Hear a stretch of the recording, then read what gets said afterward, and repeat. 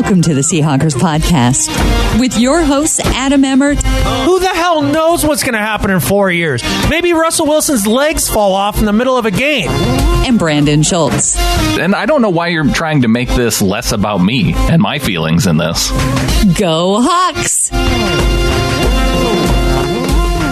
This is episode 203 of the Seahawkers podcast. I'm Brandan Schultz of the Military Seahawkers, and joining me, my good buddy, Montana Seahawker Adam Emmert. Brandan, I'm trying something different today. I don't know. We'll see how my cardio is, but I'm going to have to tread water the entire time that I'm doing this podcast because Missoula's underwater, man. It's the Great Flood. Noah should be building an ark. It's over. We're done. Somebody come rescue me 2 by 2. The river is really high down there, though. Yes, it is flooding out in some places, but you're okay. No, I'm okay because I'm treading water. So yeah, we'll see how as long goes. as you know how to do that. Oh, yeah, I can swim. Yeah, and you got a canoe, I think, in your around your property somewhere. I got a raft, dude. Oh yeah, raft. Yeah, you have something that floats. You'll be fine. Yeah, it's a sweet raft. I like my little raft. I know. I can't wait for the rivers to go down so I can go rafting. Right. Yes. I guess you don't want to go rafting on crazy water.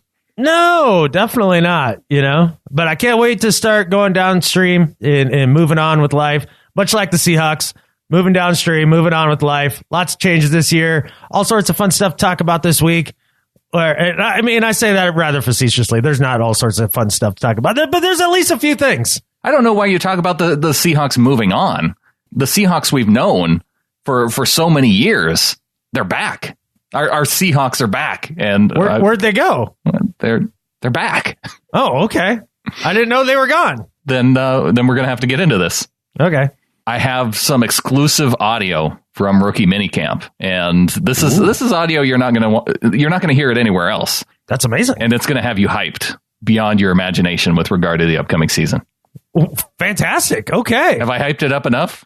Yeah. Are you sufficiently interested?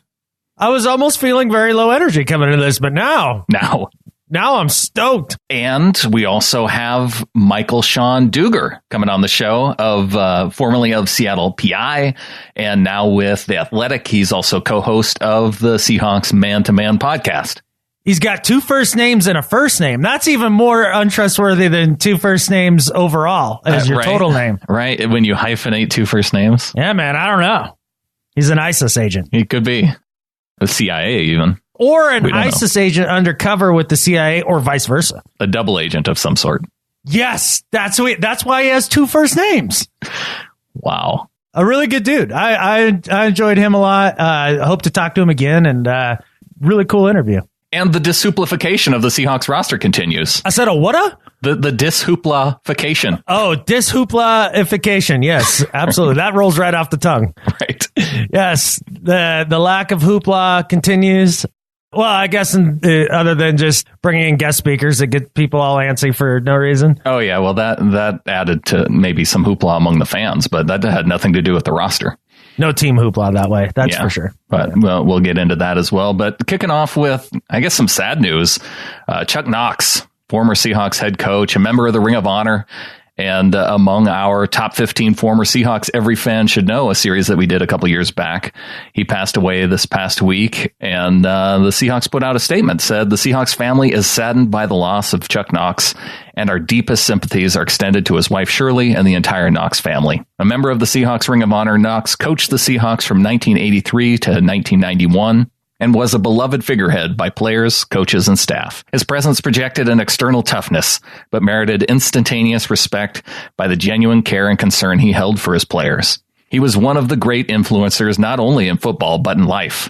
One of the winningest coaches in NFL history, Ground Chuck was twice named NFL Coach of the Year while with the Seahawks in 1983 and 1984.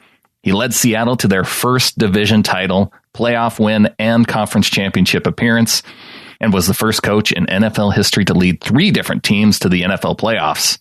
As Knox said himself, what you do speaks so well, no need to hear what you say. Ground Chuck, man. Definitely an era of Seahawks football that many of the old-time fans remember, I think, quite fondly. Especially those 1983, 84 years.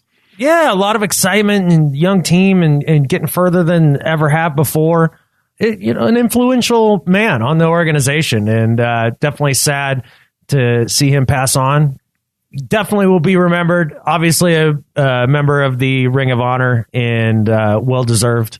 Ground Chuck will be missed. Yeah, and if you want to go back, check out Seahawkerspodcast.com/top15. And the number 11 episode is the one where we talked about Chuck Knox with Mark Ty Turner. He was able to offer a lot more insight on that era of football, considering what that would have been. I would have been in the fourth grade. Well, shoot. Oh, 83, 84. I was thinking 84. towards the end. Yeah. But one of the things that was interesting about our talk with Mark Ty Turner was those were the years where he started to kind of become marginalized a little bit, because one of the stories that we talked about with him was how Chuck Knox, there was one quarterback in the draft in the 90s where they drafted Dan McGuire. That wasn't the quarterback that Chuck Knox wanted. The quarterback he wanted was a guy named Brett Favre. Yeah, and he turned out okay. Brett Favre turned out okay. Turns out Ground Chuck knew about quarterbacks. And one of my favorite quarterbacks of all time with Dave Craig. Yeah, got the best out of Craig in a lot of ways. He did. But moving on, more sad news for me. One of my favorite players won't be back next year. Cliff Avril did not pass a physical. The Seahawks waived him. And he came out and said that he's going to be on the local radio waves in Seattle on KJR.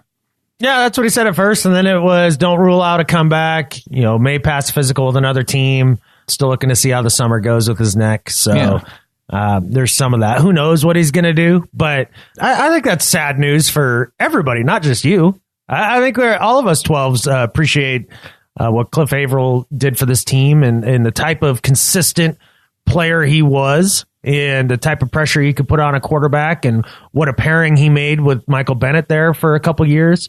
And a solid stand-up dude.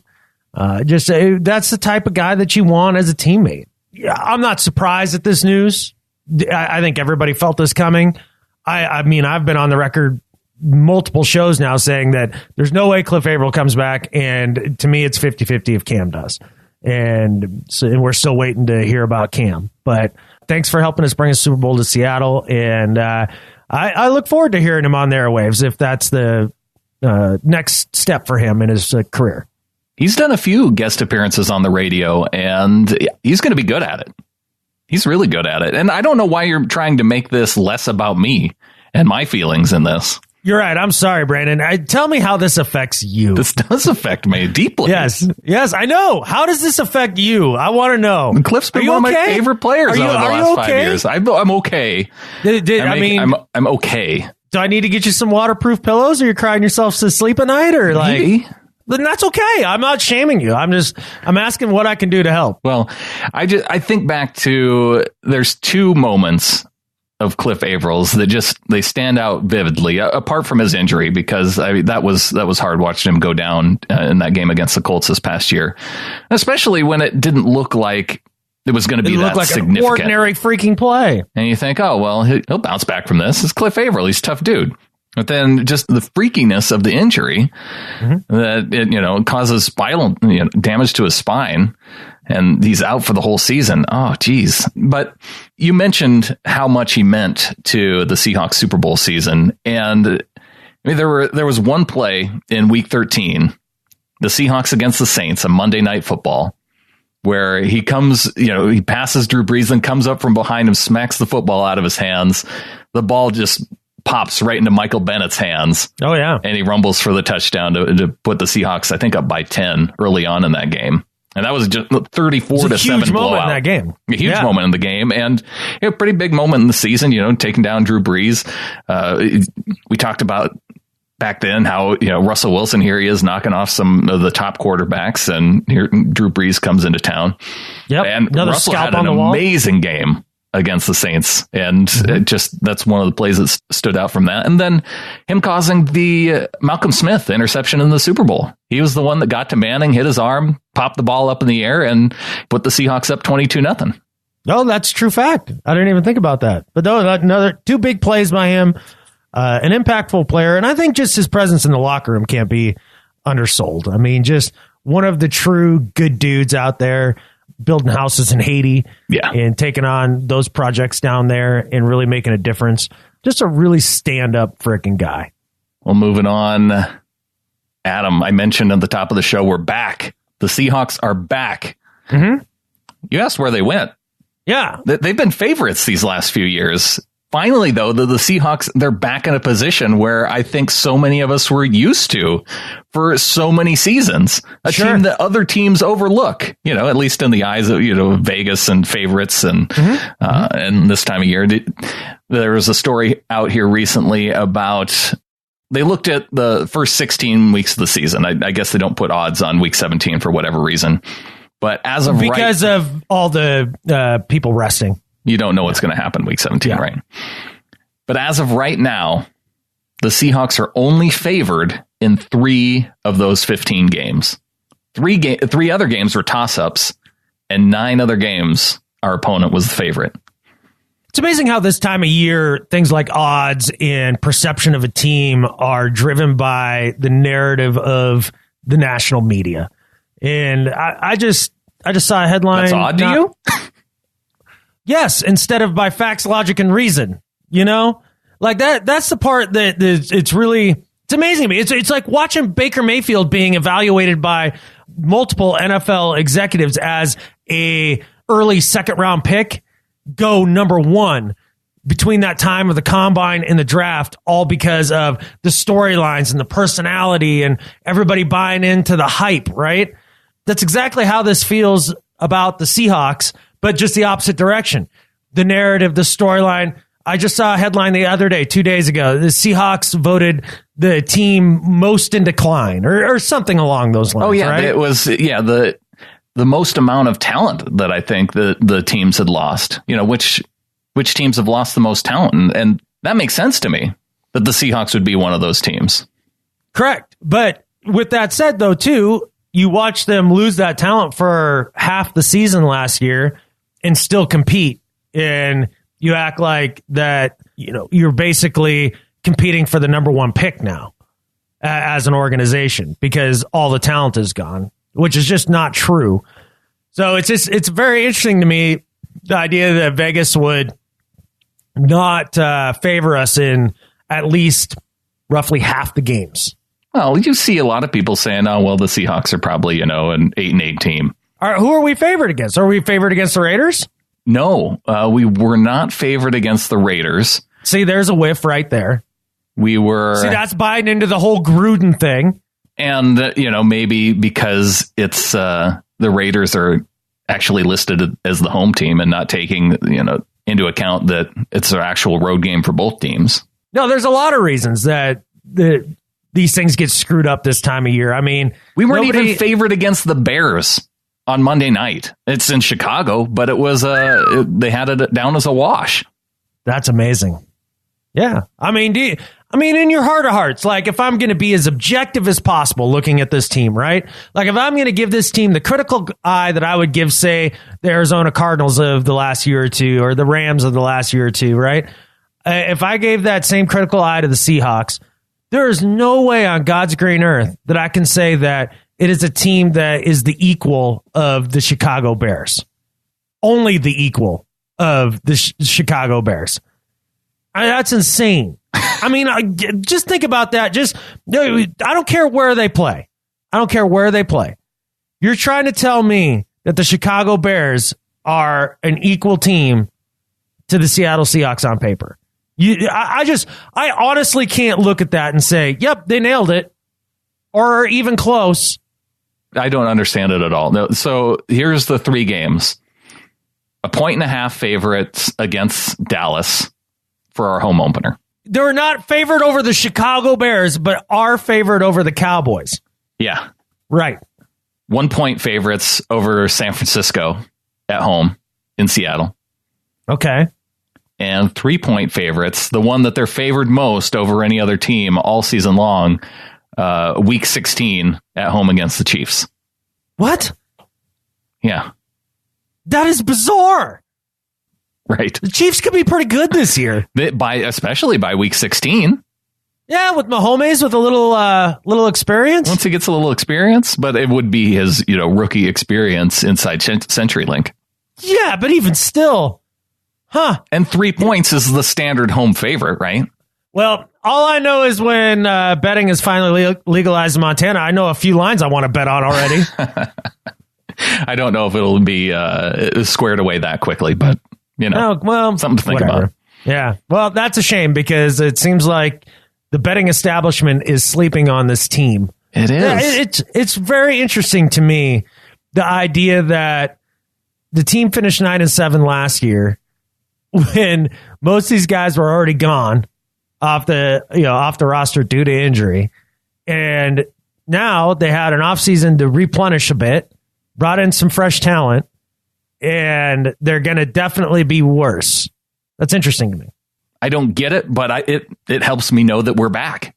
I think it has to do with the idea that people are adverse to change, and they don't know how to react to change. And most people see change as bad. I mean, I was watching some of the NFL Top 100 last night. Mm-hmm. Watched Cam and Richard. And Cam, number 75. Yeah, just seeing the highlights of that team out on the field, and I had that feeling of, wow, this team is going to look very different next year. Yeah. It is. It's going to be a totally different thing. But, I think people are just adverse to change it. When they see that, they freak out and just say, oh, well, then they're going to be terrible.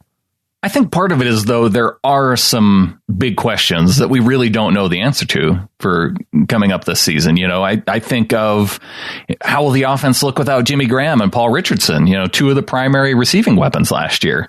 Quit throwing Paul Richardson in there like he's a major loss. He had a lot of production last year. No, he did not. He had a little bit of production based on some amazing highlight type catches. Sure. Yeah. That's what he had. Let's not get that twisted. I don't think you can say that they automatically have... Dude, the brown kid from Arizona can easily replace that production. Hell, Amara Darboh might be able to replace that kind of production. Tyler Lockett could replace that. Yeah, well, he had his own production last year, but... If you want to talk about the loss of Jimmy, that's basically just scoring touchdowns. And what you're hoping is that you run the ball in the end zone a lot more. Okay, well, another question, will the run game actually bounce back? Maybe. Right. It's a question. You have a new offensive coordinator. You have a new offensive line coach. I don't know if you saw the Field Gulls article about Mike Solari, coach killer. Coach killer? Yeah. Is he the Jay Cutler of offensive line coaches? I think that's what Mr. Gilbert was getting at in his Field Gulls article. I missed this one. Oh, he pointed out how the head coach for the last 5 seasons that Mike Solari has been the offensive line coach. In 2009 in Seattle, it was for Jim Mora Jr. Oh, yeah. Then he went down to San Francisco, right, and was offensive line coach for Mike Singletary. Okay, who got canned that year. But think about those two guys as head coaches. Okay, continue. Okay, and then the interesting thing that John points out is that in 11, 12, and 13 in San Francisco, they actually had another offensive line coach, like as a co-offensive line coach with him. But then in 2014, it was back to Solari just himself again, and that was the last year for Harbaugh. Yeah, but he was offensive line coach the previous years under Harbaugh. But he wasn't the sole offensive line coach. Well, whoop-de-doo. Well, I think what he's getting at is that, maybe the other guy had something to do with it. And so when it was back to being Solari's sole job, that was Harbaugh's. And then Ben McAdoo gets catfish. And then Ben McAdoo, he was with New York for 2 years in 16 and 17, but McAdoo was a disaster, right? Well, okay. So if I'm looking at those coaches, he lasted the longest with who? With Harbaugh. Oh, so the one legitimate coach out of those 4? Yeah. Right. Okay. That certainly seems like a Solari problem. Well, yeah. Harbaugh wouldn't have a problem, I think, getting an NFL job again as a head coach. McAdoo, Singletary, and Mora probably. Isn't Singletary coaching some high school somewhere right now? Oh, he's going to be the head coach of the Alliance of American Football Memphis team. There you go. That's basically some high school team somewhere. I saw that Dennis Erickson was going to coach one of these teams too. Oh, okay. One of these AAF teams. And then Jim Mora Jr. is doing nothing with a lot of talent at UCLA. Well, he got fired at UCLA. Oh, is he Gonski's now? Gone, yeah. After he threw Josh Rosen under the bus? Yeah, I think it was before then, but yeah. Wow. Well, that doesn't surprise me. And one of the all-time jerks. He comes across that way for sure, right? Yes. Calling people. I mean, we remember as Seahawks fans, him calling out Alindo Mare. Right. After missing kicks. Alindo's a nice guy. Play nice, Jim Mora. Quit blaming losses on everybody else. Yeah. Well, that's one of the things that bothers us, right? About, especially a former Arizona coach, Bruce Arians. Always blaming losses on his players. It was never him. No. And then when he came out and he said it was him. Yep. Turns right around. I looked at the film. Review, I was right the first time. It's all those losers' fault, not me, the genius. Yeah. It's I haven't rid myself of Bruce Arians for my life either. Like, he pops up in articles all over the place, and I don't like it. Just go fade away on some golf course, dude. Isn't he going to be announcing games like Monday night? That better not happen. I think he got hired for a gig. No. And their new coach, he has the same exact speech cadence of Arians. Have you heard interviews with him? No. The new Arizona coach? Oh, he's going to be easy to dislike. Cool. And does he also wear stupid hats? No, I think that's one thing where he may have an improvement. Okay. Arians is going to be he's going to be an analyst on CBS. Okay, that's fine. At least I don't have to listen to him all game. Arians will be part of a 3-man booth, including Greg Gumbel and Trent Green and sideline reporter Jamie Erdahl. So he is going to be during games. He's going to be calling games as part of a 3-man team. Oh, I just threw up in my mouth. Can you imagine if he's calling a Seahawks game? I'll be turning that catfish right off and turning on Rabel. Like, I don't care if I can't get it to sync up. It doesn't matter. Yeah. Just to avoid that. I understand. There's no way. I'm sorry. Unless I just want an easy do better every week. I don't know. Well, it might be worth listening to then. Yeah, maybe that'll be my goal this next season is 17 weeks of Bruce Arians do better. You're going to have to watch every single CBS game he calls. And then, just go ahead and pan him every single week. Okay. Well, there you go. You have a goal now. I'm not sure I want to fall through on that goal, but I'm just throwing it out there. Yeah, it might be fun. What do they call that when comedians try things out? Oh, yeah, they try things out. I think that's what it's called. Don't know that there's a technical term for it. I thought there was, like sandboxing or something. I'm quite positive it's not sandboxing. That could be so many different things. Like, you take a dump in a sandbox like a cat. Yeah. You box somebody in the sand. Like, I don't know. I think the first one you said is probably more appropriate for what Arians is doing. There you go. Well, we've gotten away a little bit from some of my questions. Okay. Defensive line. We talked about if the run game will bounce back. What about the defensive line? And if is Dion Jordan going to be able to contribute at a high level? Will they be able to get interior pressure on the defensive line without Sheldon Richardson? Yeah, and I think what you're banking on as a Seahawks fan is the idea of quantity over quality in a way. Not having Averell and Bennett, we do have a deeper group at this point. When you talk about the 2 tackles coming in from Minnesota, the guys that have remained, along with Frank Clark and Marcus Smith and everybody that we have in place there, Dion Jordan, a lot of guys that are able to rotate in that can actually play.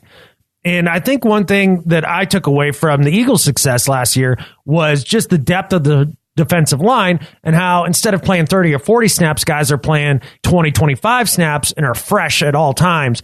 And that keeps you from getting pushed around in the run game a bit. You can still get after the quarterback. I feel very good about the defensive line going into this season. I hope they can get back to more of that 2013 model, right? When Averell and Bennett were actually backups.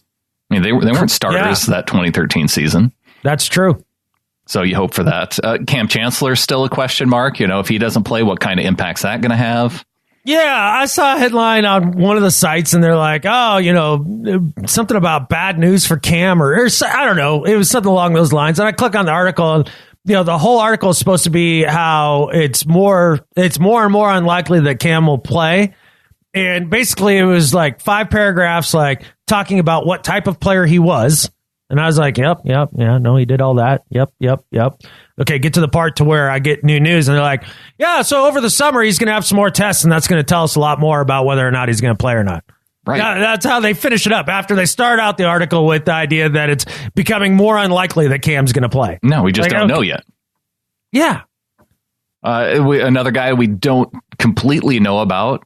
How does Janikowski rebound from being injured all last season? He's coming off his first major injury of his career. He's going to be fine. Okay. That's all you need to know about that. He's freaking Seabass, dude. He'll be okay. I hope everybody's okay because there were so many injuries last season. My hope is that it can't be as bad as it was last year, right? But can the team avoid that same level of injuries in 2018? Well, just by sheer luck and fortune, it's unlikely that you'll have a season full of as many injuries to key players. You may have the same amount of injuries, but instead of being to like Cam Chancellor or Cliff Avril, you're looking at guys like I don't know, like somebody backing up somebody. You know what I mean? Like a backup, Alexander on special teams or guys like that, where you're just like, okay, like that sucks. He's a decent player, but we'll be okay. It has to be better than last year. I mean, the Rams got great injury luck last year and see where they finished. Like they're due to come back to the pack a little bit this year. Yes, you would think. Just law of averages, right? They're favored in 14 of their 15 games. Who has the Rams? The Rams. That is amazing. The Saints. That is amazing. The only game they're not favored in is their road game against the Saints. So most of that comes from, right? I know they have a number of free agents signings, right? But the biggest one where everybody freaks out is Sue, correct? That's the big one in everybody's mind. That's the big one, yeah. And well, tell me where Ndamukong Suh has gone and that team has been better. He hasn't made anybody better. Oh, okay. Exactly. I mean, did he even go to any playoff games in Detroit? Maybe one. Maybe one, yeah. I think they had more success after he left, though. They did. And remember how Miami was supposed to be this vaunted defensive line that you couldn't get past and everything, blah, blah, blah. Once he signed down there, how'd that go? I think they went to the playoffs. Nobody remembers anything the Dolphins have done the last 3-4 years while he was down there. Didn't they make the playoffs though once and they went out in the first round because Tannehill was hurt? I don't know. I mean, but that's the point. Yeah, they're not memorable. Not at all. You don't go, wow, that guy changed that team. He doesn't at all. Like doesn't feel like, the Dolphins got 4 games better because they had a $100 million defensive tackle. He's just not that player. He's a very dominant one-on-one player by himself. No doubt. Well, I think back to how excited we were when Sheldon Richardson came in and just how much we thought he was going to change that defensive line. We really didn't see that much of an impact. It wasn't like that we were getting to the quarterback on every single play. Right. It's not like he was chasing the quarterback from the middle into Michael Bennett's arms constantly or whatever. But he hasn't pairing him with Aaron Donald, though. He was paired with Cameron Wake and Mario Williams and all those guys down in Miami. But not the top interior defender. Look, man, I'm just saying that Rams team is overhyped by a ton. I am not disagreeing with you. I'm just saying there is a little bit of reason for the hype. Look, the divas that they brought in, the personalities that they brought in, between Marcus Peters, Aqib Talib, Ndamukong Suh, good luck holding the culture of that locker room together. This feels so much like the Giants of last year going into that season. Oh, the Giants are going to be amazing. Look at all these dudes. You're like, oh, no, look at that. They came right back to the pack like you thought. I can't wait to watch them fall on their face. I know you're excited about this. This is going to get played back again and again, and I'm going to be right. One thing we haven't mentioned yet, the Seahawks had their rookie minicamp. They're in phase 2 of their off-season training program. Phase 3 coming up here soon. Yeah. Earl Thomas still not there, but no, I guess he's suited up in a Cowboys uniform and is hanging out down in Dallas, right? He basically is just sitting in Jerry Jones' office, just waiting to sign the contract. Am I right? Isn't that what happened? Oh wait, no, did none of that happen? Okay, none of that happened. But the story, it keeps going. I saw an article in the Sporting News about how Is that the one by Diamond? Jeff Diamond, the former GM? Yeah, Jeff Diamond. What a joke show. This is how good of an article this was. Well, Seattle has some options when it comes to Earl. They can either A, trade him, B, make him play out his year and then franchise tag him, or C, extend him. Well, no catfish. Yeah. No way. Thank you for the amazing insights, former GM Jeff Diamond. Cowboys are going to be watching. See what happens. I'm really glad that story got written. I understand that other media outlets want to keep this story going. I think I'm just going to record this right now, and we can refer people back to it. Without any insider knowledge, just reading everything that's come out publicly. Okay. I don't think Earl Thomas is going to sign a contract this offseason. No. I think he's going to go into the final year of his deal, play out through the season, because the market for safeties right now is terrible. He's not going to want to sign a contract. It's not going to be what he wants. So he's going to bet on himself and see what the market looks like after the end of the season. Yeah, and I think the Seahawks, too, are also looking to see, as a player gets older, can you still produce? He's 29 right now. He's going to be 30. And there's a distinct possibility that he signs a new contract towards the end of this season. Could be. Like before the season's even finished. Yeah. We've seen that happen time and time again with the Seahawks. Yeah, they could franchise tag him. I don't think Which they might would. be That'd be the first time that they use it, but it's an option. That's the type of guy you franchise. Yeah. That makes sense. For 1 year, toward the end of his career. For 2 more years, you could pay him the average of the top 5 instead of paying him the most. Well, it would be, I think because of where he's at, it would just be a 20% increase over where he's at. If it's either 20% increase or average of the top 5. All right, so it'll be one Whatever's of those. most. All right, fine, right. But you wouldn't be paying him, money like brand new deal, highest safety in the league for 2 more years. And then what? That gets him to 32, 33? Mm-hmm. And then the Cowboys can come get him. Yeah, I think it makes a lot of sense for both sides to not do a deal this offseason. And I know as Seahawks fans, we want to see our guys locked up long term, but I think I just don't think it's going to happen. I don't either, but I don't see him playing for another team either. No. Seahawks, they have no reason to trade him at this point. All I know is this, and just like you said, you recorded it right now. Yeah. He will be a Seahawk this season. Yes. So we can stop it with the articles. Right. About him going to the Cowboys just because they moved Byron Jones back to corner. Right. Doesn't mean they're making room for Earl. No. But at least we know that Pete Carroll and Russell Wilson will be together till for 4 more years.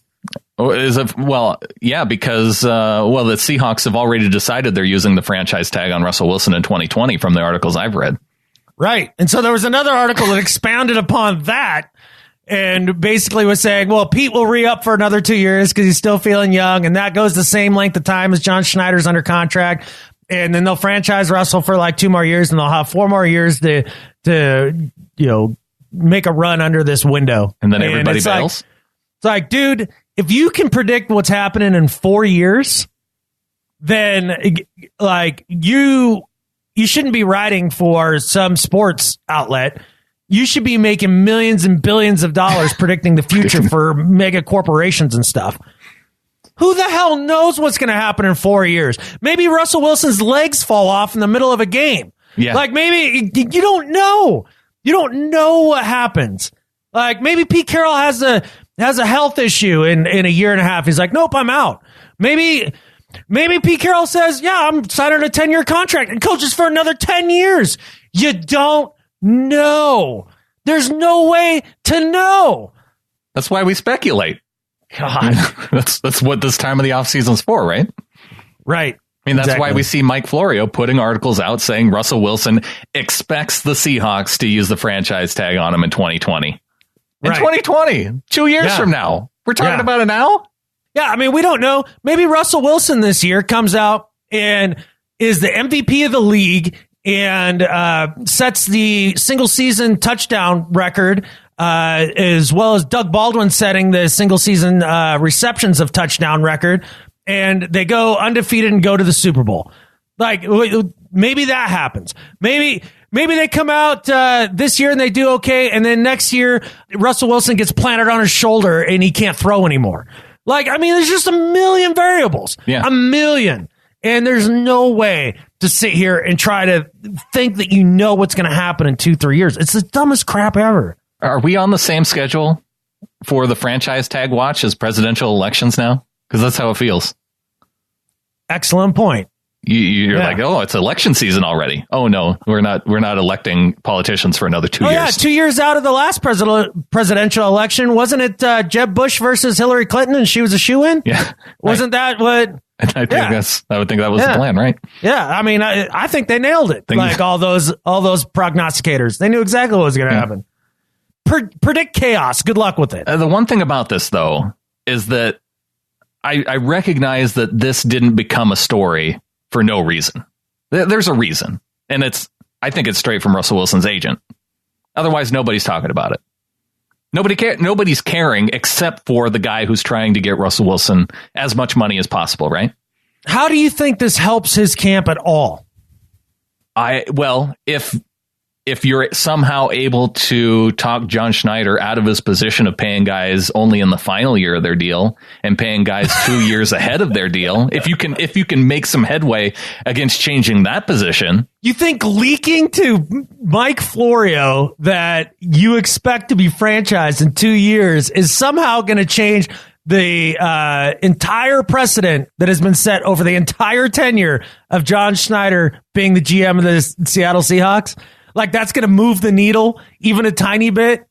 If you're going to change it, though, it would be for quarterback. If you're going to make an exception. Yeah, but leaking this information to Florio doesn't get you any closer to that objective in any way, shape, or form. Do you think John Schneider's even reading Pro Football Talk? No, but I think the story gets around. They're aware of what's in the media and what's being discussed.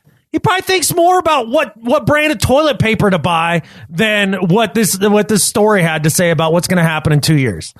I could see, though, with the market for quarterbacks being what it is right now, you as an agent saying, oh, I want to get in on this, seeing Kirk Cousins get a fully guaranteed 3-year contract. Hey, if I could get Russell 3 years guaranteed right now, why not try for it at least?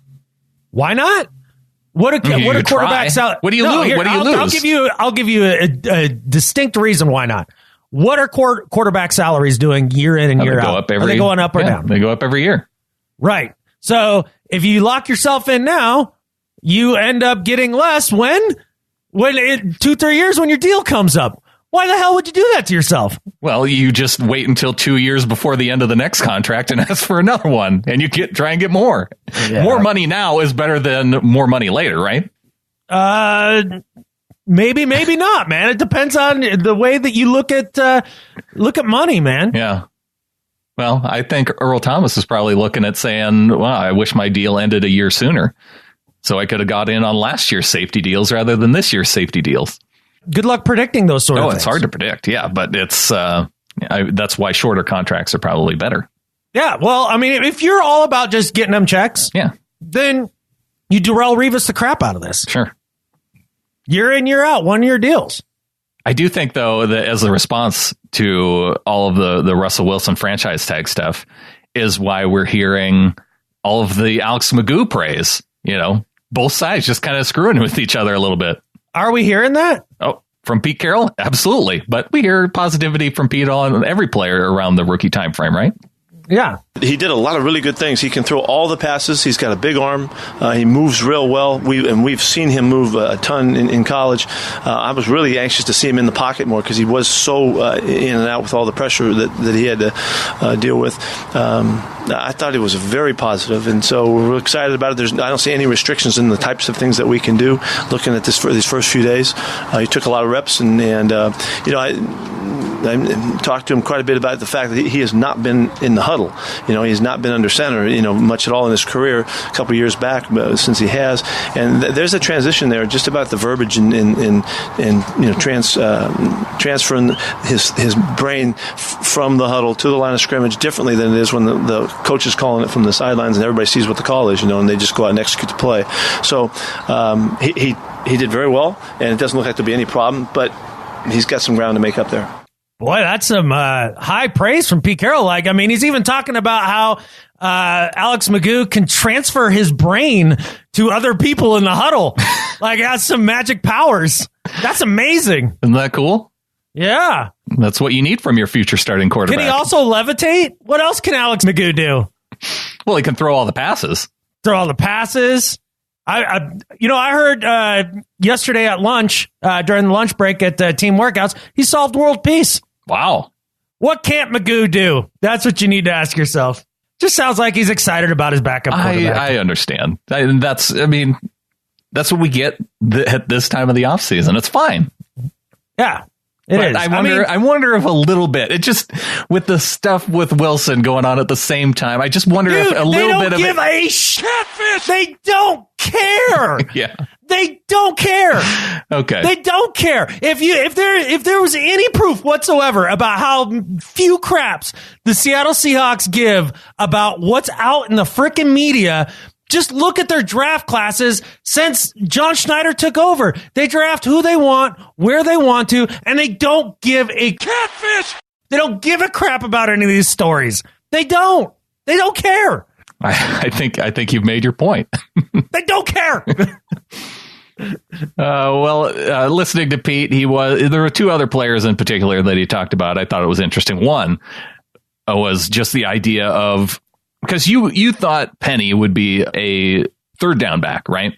That was my initial reaction on Facebook. Yeah, like moments after the pick. After going back and looking at his tape, I can understand. I mean, he can play all three of the downs. Okay.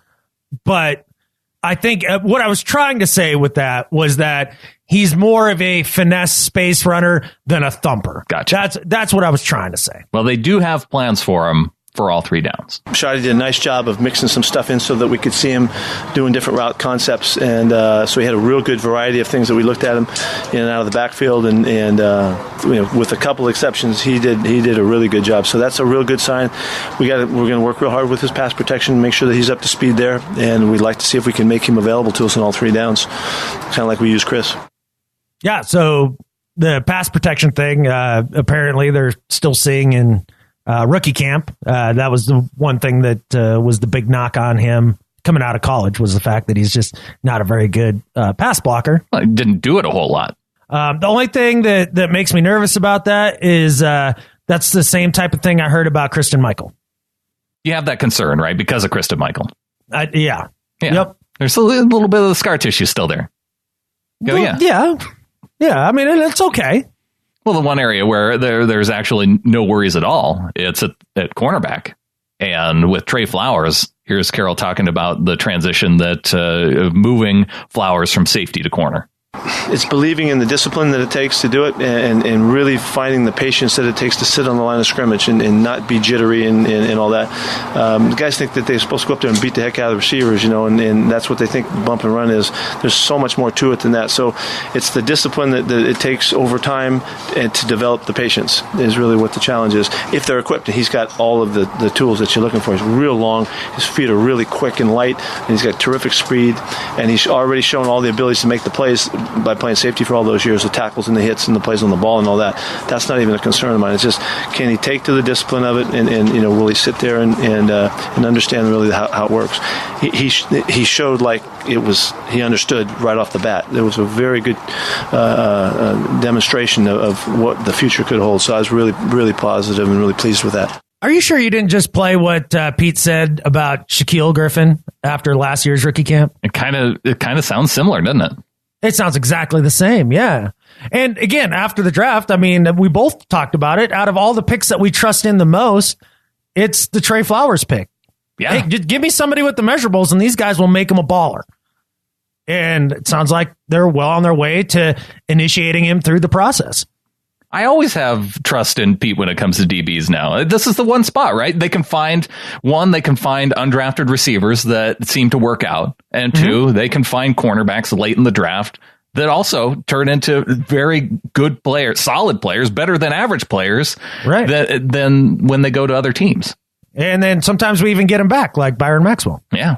I'm happy that he'll be back. Yeah, you and me both, man. We're loaded at corner. In the entire secondary. Secondary looks good because Earl will be there. And, linebackers look good. Defensive line looks good. Oh, I saw an article that said that they have the Seahawks pegged as having the best linebacker group in the NFL. Yeah, I mean, you can argue that, right? I like it. I mean, when you have Bobby and KJ, when you have two Pro Bowl linebackers, I mean, what other team has two Pro Bowl linebackers? Bruce Irvin, Khalil Mack. I mean, the Rams, I don't even know if they have two starting linebackers. They don't need them, remember? Because they signed Sue and Donald, and nobody will ever get past those two guys. Nobody, it won't matter. Right, and Aqib Talib will poke everybody else's eyes out, and then you won't have any problems. Yeah. That's how you play defense. One of my favorite quotes, though, coming out of camp, it wasn't from Pete Carroll. It was from Will Dissly. And just keep in mind that this is coming from a rookie tight end wearing Jimmy Graham's former number, 88. Is he 88 in it? Yeah, he's 88. Okay. Blocking is something that you got to want to do. Obviously there's techniques here and there, but at the end of the day, it's just something that you want to do. And I think coming from D-line, just used to banging heads all the time, that's just something what I want to do, and just want to help the team win is kind of what I'm about. So that's kind of how it translates. Blocking is just something you have to want to do. Yeah, I mean, sometimes you just got to want to bang heads. And apparently the want is there. I know people are drawing the conclusions that it was somehow a knock at Graham. But it are you serious? Like an intentional knock, whereas I don't think it was intentional, but I just thought it was. My God, diva culture's getting terrible. Oh, my God. Oh, that's clearly a shot at Jimmy Graham. Shots fired. I can see where you'd make that connection, with him wearing 88 and talking about wanting the block, but I don't think it was intentional. I don't know that I can see how you'd make that. I mean, I guess. Man, the people that get offended by statements like that must have miserable relationships, because people say something that's totally matter of fact and means exactly what it means, and they twist it into something completely different. Yeah. Like it'd be like, hey, I really like it when you put the cereal away in the morning, babe. Oh, what are you saying? What about the other mornings when I don't put it? Like, I mean, they just go off on like some other freaking tangent, and all you're trying to do is give them a compliment. Like, I really enjoy that for you. You put the cereal away in the morning. That's really nice. Yeah. Oh, what? You're saying I don't do enough? Like, I mean, they just that's the type of person who freaks out over Will Disley's comments. Yeah, we know. Ugh. All right, Adam. Well, before we get to our discussion with Michael-Shawn Dugar this week, I mentioned at the top of the show, I have some exclusive audio from Seahawks camp, because we've heard and seen some video of Michael Dixon punting. Mm-hmm. I don't know. You've seen the video that went around about, I don't know, it looked like it went about 80 yards, maybe 65 yards if you account for the line of scrimmage. Yeah, I saw the one. Yeah, I saw the one. Yeah, he boomed it. Well, I got audio from that kick. Holy crap, really? You're not going to hear anywhere else. Check this out. Okay.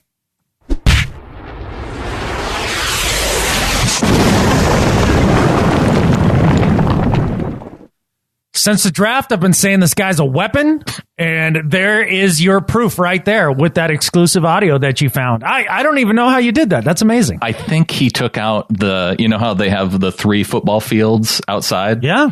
I think he took out the south one entirely with that punt. Really? I mean, just listen to it.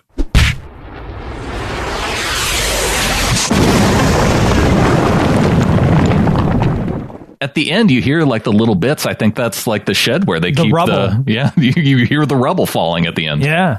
What I find interesting is that kicking a football sounds like taking a punch to the face. That's what I find interesting about that audio. Like, that's how hard he kicks the football. Is it sounds like getting punched in the face. Yeah. Who would have thought? Good work by you. That is some amazing stuff. You heard it here first, folks. The only place you're going to hear it right here. Exclusive. And I'm just excited about Michael Dixon, and I thought we needed some audio to go along with it. Absolutely. Well, let's bring on somebody else here who's maybe a little less excited about Michael Dixon, and questions the draft pick a little bit. But good dude, new writer for The Athletic, Michael-Shawn Dugar. It's going to be a cool interview. Stick around. Well, continuing our discussion on rookie minicamps in phase 2 of the Seahawks offseason program, we bring on Michael-Shawn Dugar. He's the co-host of the Seahawks Man-to-Man podcast and one of the newest writers for The Athletic. You know, quite the team they're assembling over there at The Athletic. You got Stephen Cohen, who we've had on. Ben Baldwin from Field Gulls is there. Samuel Gold, who we've had on multiple times. How you doing, Michael-Shawn? I like the assemblance. Is that a word? I don't know. Yeah. The gathering of the team, because it feels very much it's like the sports journalism version of Avengers. Just because I get to see it like go down and see Steve recruit. I always imagine him like going somewhere, being in some secluded location with a potential writer and just like slipping him a note, says the world needs you or something like that. Yeah. So like Samuel Gold's superpower for The Athletic would be, you know, something along the lines of film breakdown, right? What do you bring, Michael-Shawn, as far as, you know, your writing skills and the types of things you like to focus on, the types of stories you like to do? What would that be that you bring to the table here? I think that my main thing would be, you know, the storytelling aspect of it. And mostly, I think, just like differentiating myself from the rest of the industry, at least in this market, is more the humanization of the athletes. Like, I think that's kind of been brought to my attention the more I've like thought about things the past like month or so, how important that is. Because, you know, between gambling and fantasy football, you know, just even the nature of the business as it is in terms of the business of football, you can see the athletes as, you know, a dot or a number or just a, you know, line on the depth chart. And, you know, it's everything else is kind of forgotten as long as it fills the need that you have. Like if your guy tears his ACL, boom, all right, whatever, gone. Who's next? I need this, you know, that next man up. And it's like, well, there's next man up leaves another man behind. Not directly, but, you know, it kind of does. So like, it's just the focusing on the human aspect in any situation, whether it's, you know, something like an injury or a benching or even a guy playing great, or if it's something like what happened to Michael Bennett last year. I think that's something I've like kind of reflected and read some previous stuff, like that part of it has kind of stood out because it's something that gets lost, especially I think fantasy football plays a big part of it too, especially during the season. But like in the off season, you can see it a lot more. And I like to highlight that part and put things in words that people can really understand. Like when they use the word cut or released in football, for example, when I was talking with Richard Sherman, I was like, guys, okay, let's scrap those words. Let's use fired because he got fired. All right. Now you guys can kind of understand. I mean, that's every guy who gets fired, but like, it's kind of, I would like to think that people have more difficulty just like being critical or dismissing someone's behavior, decision making when they put it in terms that they can understand. It's like, oh, this guy got fired from his job. I can imagine he's really angry. Like, especially if you had been there forever and taken the company to new heights. You know, you'd feel a little salty if they just abandoned you for some young kid or something like that. Well, I think one of the words that stands out to me, and you know, with the draft being right around now, is the word bust. And I remember a while back on the show, we had a conversation around, you know, Brian Bosworth, who, you know, in the 80s, you know, a guy that the Seahawks used a first round pick in the draft on and never really lived up to the hype there. And I suppose you could even look at a more recent example like Aaron Curry. I know a lot of people are pointing at Malik McDowell.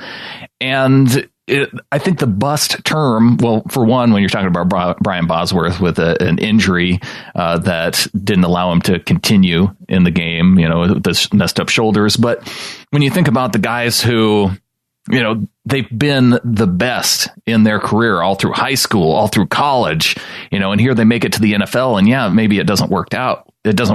But, you know, in their mind, they've been incredibly successful throughout their life and just, you know, maybe not living up to success that somebody else thought they were likely to achieve. Does that make them unsuccessful? Because that's what's, you know, bust kind of insinuates that they're not successful. Yeah, I think if we weren't allowed to use bust, and instead we had to use the word failure, I think people would not use it as like freely. But yeah, if you had to substitute like, yeah, this guy's a failure, like call another man a failure, take some stones, man. Right. Like whether you're behind a computer screen or not, like bust is a little nicer, I guess, just because of how it sounds. But like, yeah, if you just like, yep, nope, that dude did never run for 1,000 yards, man. He used the first round, but he's a failure. You know, it's like some people still would, right? Because people are evil, but that's harsh. I mean, you can call some dudes that and put, as long as you put it in context, right? Like, but like even then, like you mentioned, it's expectations that they live up to hype. A lot of time, it's expectations or hype that they didn't even necessarily create. It's this lead up to the draft where you have, high paid analysts sit there and tell you how great this kid's going to be, tell you how he's a can't miss. Nobody's can't miss. We're human. Mm-hmm. Everybody can miss.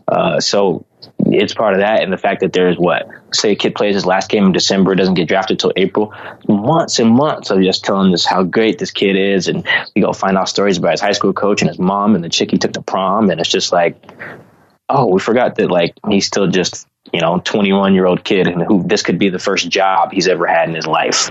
And it's in a new city around no one else. So yeah, there's some room for failure. We just don't like to think of it that way. Well, you wrote an article here recently that just came out here this week. Well, your first article with The Athletic, and you're focusing on the receiving corps. So as we're talking draft, I guess one of the things they didn't do was actually draft a wide receiver. And I think on one of your latest podcasts, too, you talked about how it's a little bit maybe surprising to you. And that's maybe a direction they should have gone in. Yeah, it's interesting because I didn't think that going in that they needed to. But I always kind of thought it's like, hey, if like Hedis is there, because, he brings a special teams element kind of like Penny does. And I thought if Christian Kirk was another one of those guys kind of in that early second round range, right? Yeah, I'm thinking of the other kid from Colorado State. Gallup? Yeah. I was thinking if Gallup is there, it should take Gallup. He was a guy I was thinking would be nice. But like going in, I was like, oh, well, they don't really need him. But then you look at the positions they went and got, and it was just like, okay, you guys got a few positions where you guys already have starters at anyway. So if you were going to do that, you might as well have just taken a receiver with you got this Marcus Johnson kid you don't really know nothing about.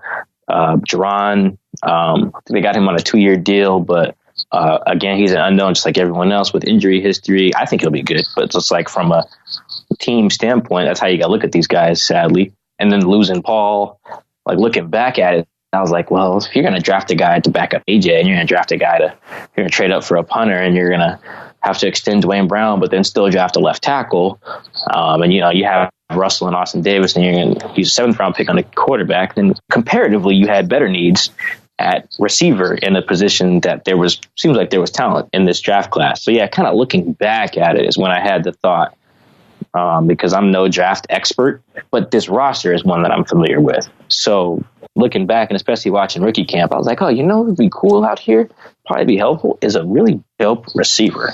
Because at first glance, there didn't seem to be one. But then again, that's padless practice. So what do I know? But that was just one of my observations. And I got to make a show every week. So got to do something.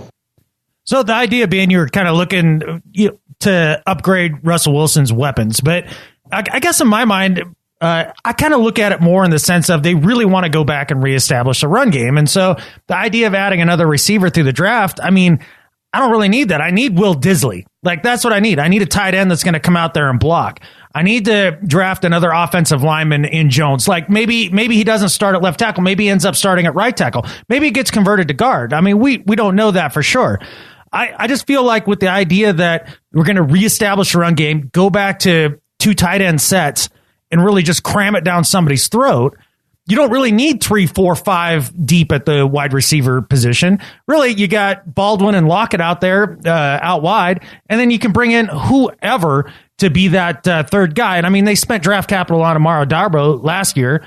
You're kind of hoping that he might be the guy to step up. Or like you said, I like Jerron Brown quite a bit. So I guess I kind of understand why they wouldn't have gone out and drafted a receiver. I feel like they're kind of set at that position. I think people make a way too big of a deal of Paul Richardson's absence. Very limited production on some highlight reel catches. Like, cool and all, but that wasn't a big deal. It's really replacing Jimmy Graham's production in the end zone. Do you feel like the recommitment to the running game can make up for the lack of touchdown production now that we have with Jimmy Graham being gone?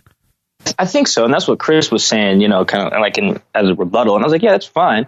But that's why I was pointing specifically to some of the dudes that they did draft. It was just like, yeah, okay, cool.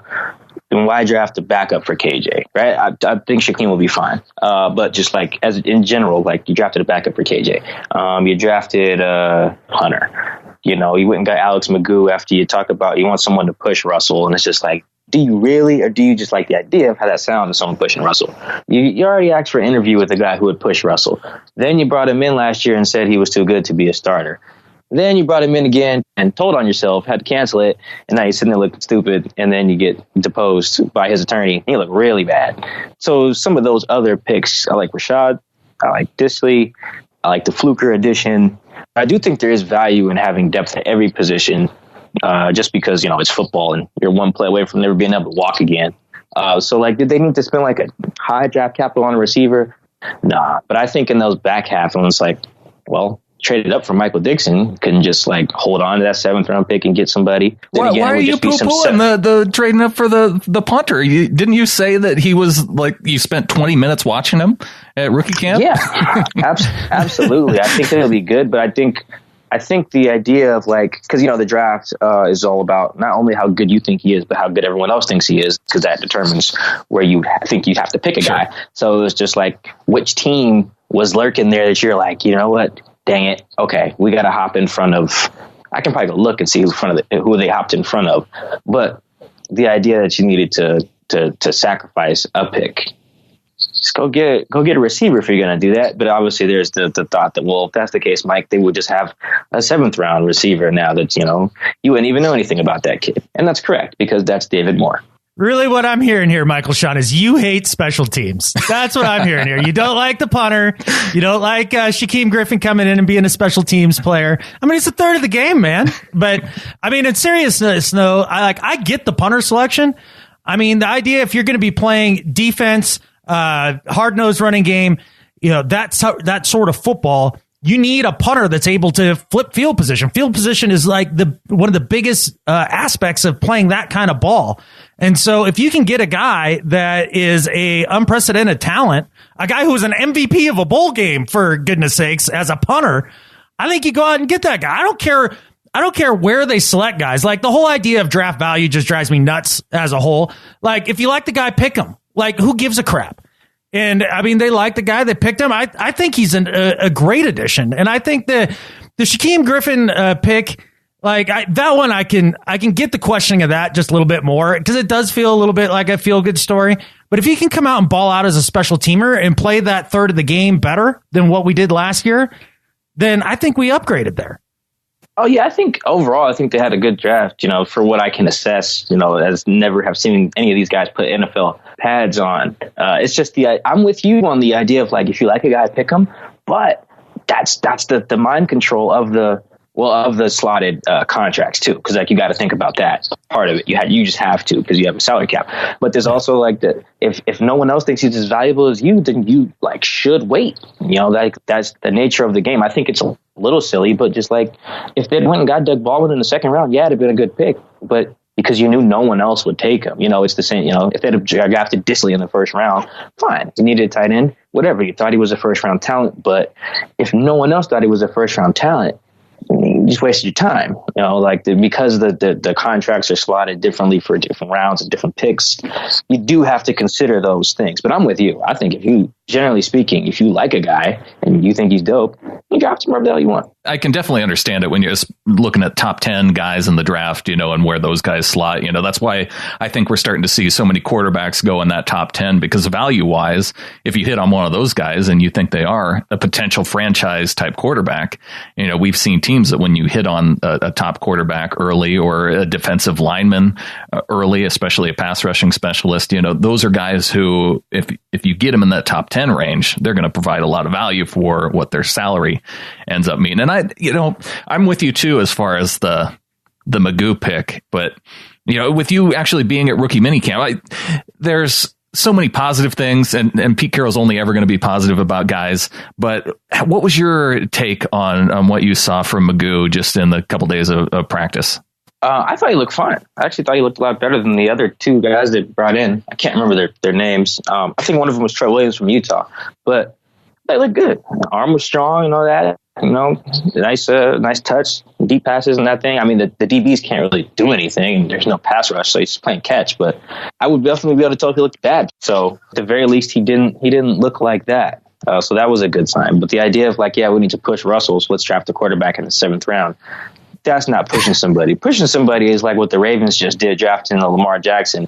It's like, okay, Flacco, here's your push. Right. You're going to feel him every day, or even with the Steelers just did with the guy that Big Ben doesn't want to talk to. Last year with the Chiefs drafting Mahomes. Yeah, Mahomes, yeah. And that's how you push your quarterback, right? And even last year they said they didn't want to push him. So now what is it? What is it, Pete? You're dancing. You know why he's dancing? Because he's lying. But like that's why the Magoo pick, nothing against the kid himself, but like the organization is trying to sell something they don't even believe.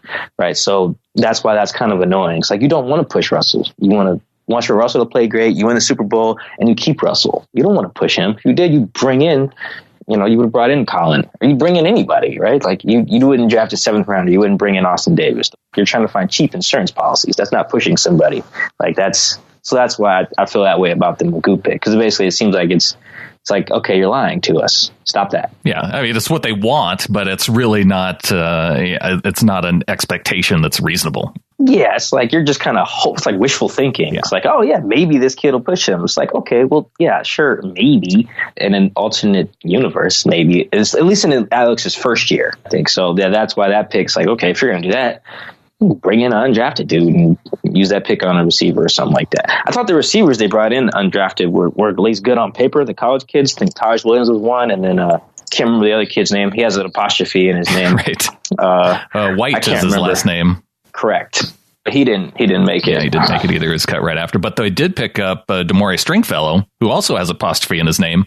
And they got a former University of Washington receiver. And I remember talking about him a couple years back because he was the one that got into it with some Seahawks fans right after the Super Bowl. And it's interesting that that's the dude they sign. Yeah, it's like a little ironic, right? It's like his career took a turn when the Seahawks won the Super Bowl. Yeah. Right. Like essentially, there's some other details in there I'm not going to get into. But yeah, it's like, oh, wow, you're on the Seahawks now. I don't know if irony is the word, but it's kind of funny. It's a little bit. I think irony might be the word. Yeah, I always misuse irony, so I'm scared to use it. I understand. But you know what? There's other receivers out there, too. We saw just this last week they brought in Brandon Marshall for a visit. Des Bryant's still out there. What are there any veterans that are kind of on your radar? Yeah, I like all the big receiver dudes who got mouths, man. I love it. Even though they can't run anymore? I mean, Brandon Marshall, I'm a big fan. I'm a big fan of Brandon Marshall, but I mean, I don't know that he's got really anything left in the tank. And I haven't seen Des get separation for a season and a half. So I don't know. I guess I'm just not super interested. I like Marshall, though, for the idea of, a guy, a Jimmy Graham replacement, a guy that you can throw it up to inside, once you get to inside the 20, right? I like both of them for that. I mean, I don't think you need you need a bunch of dudes who all run 4.3s, right? Like sometimes you might just need a dude who, Anquan Bolden, I feel like has been on a couple deep playoff runs with some teams where I don't think he was amazingly fast at all. I think once in Arizona, and then once was he on that Baltimore team that won the Niners? Yeah, Niners and Ravens. Yeah, he was carrying a 40-pound concrete bag on his back and still going to Super Bowls. I don't know how he did it.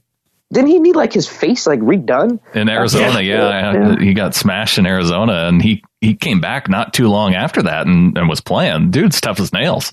And he was a monster, right? Because at the end of the day, it's a lot like how good rebounders in the NBA describe it, as in they say that you just got to want the ball, right? And it's I don't care how go find the fastest little dude who runs 4.2 all you want, man. It's if you throw the ball over there, is he gonna go get it? That's, and I think you got guys like Brandan or Dez, or I don't know, whoever. I thought they should have went and got that dude from Georgia. I think his name was Javon Wims or something like that. I see value in those type of dudes. And it's all right, cool. I didn't know you ain't that fast anymore. We got Tyler and Doug for that. We got Marcus Johnson. We got Jerron Brown. We just need you. If we get over here and I throw it to you and there's a little dude on you or even a big dude, you move him out the way and you catch it, right? And I want you to do that for a very cheap contract. Well, you're trying to tell me that you don't trust in Tanner McAvoy to be that guy for us? Like, I mean, he's got to be it, right? Yeah, he's a big dude, right? 6'6". I didn't realize he was that tall until I was doing my receiver breakdown like a week ago. I was like, man, he's 6'6". It's like, oh man, he got bad advice in college, man, because he went to Wisconsin, right? Yeah. Like, dude, why weren't you on the basketball team? That's where the guaranteed contracts are. That's easily where you should have been. Like, there's no way you should be getting your head crushed in for receiver money. Like, no. Oh, I guess he was a quarterback, right? He played a little bit of everything. He played some safety. He played quarterback, and then played a little receiver too. So, dude's an athlete. It's just, I don't think he's maybe worked into what the Seahawks have wanted from him here these last couple of years. He's definitely going to be right on the edge of being cut, I think, this year if things don't improve. I mean, he keeps making the team though. So I mean, hey, special teams. What Adam brought up earlier, special teams. That's sometimes what makes you.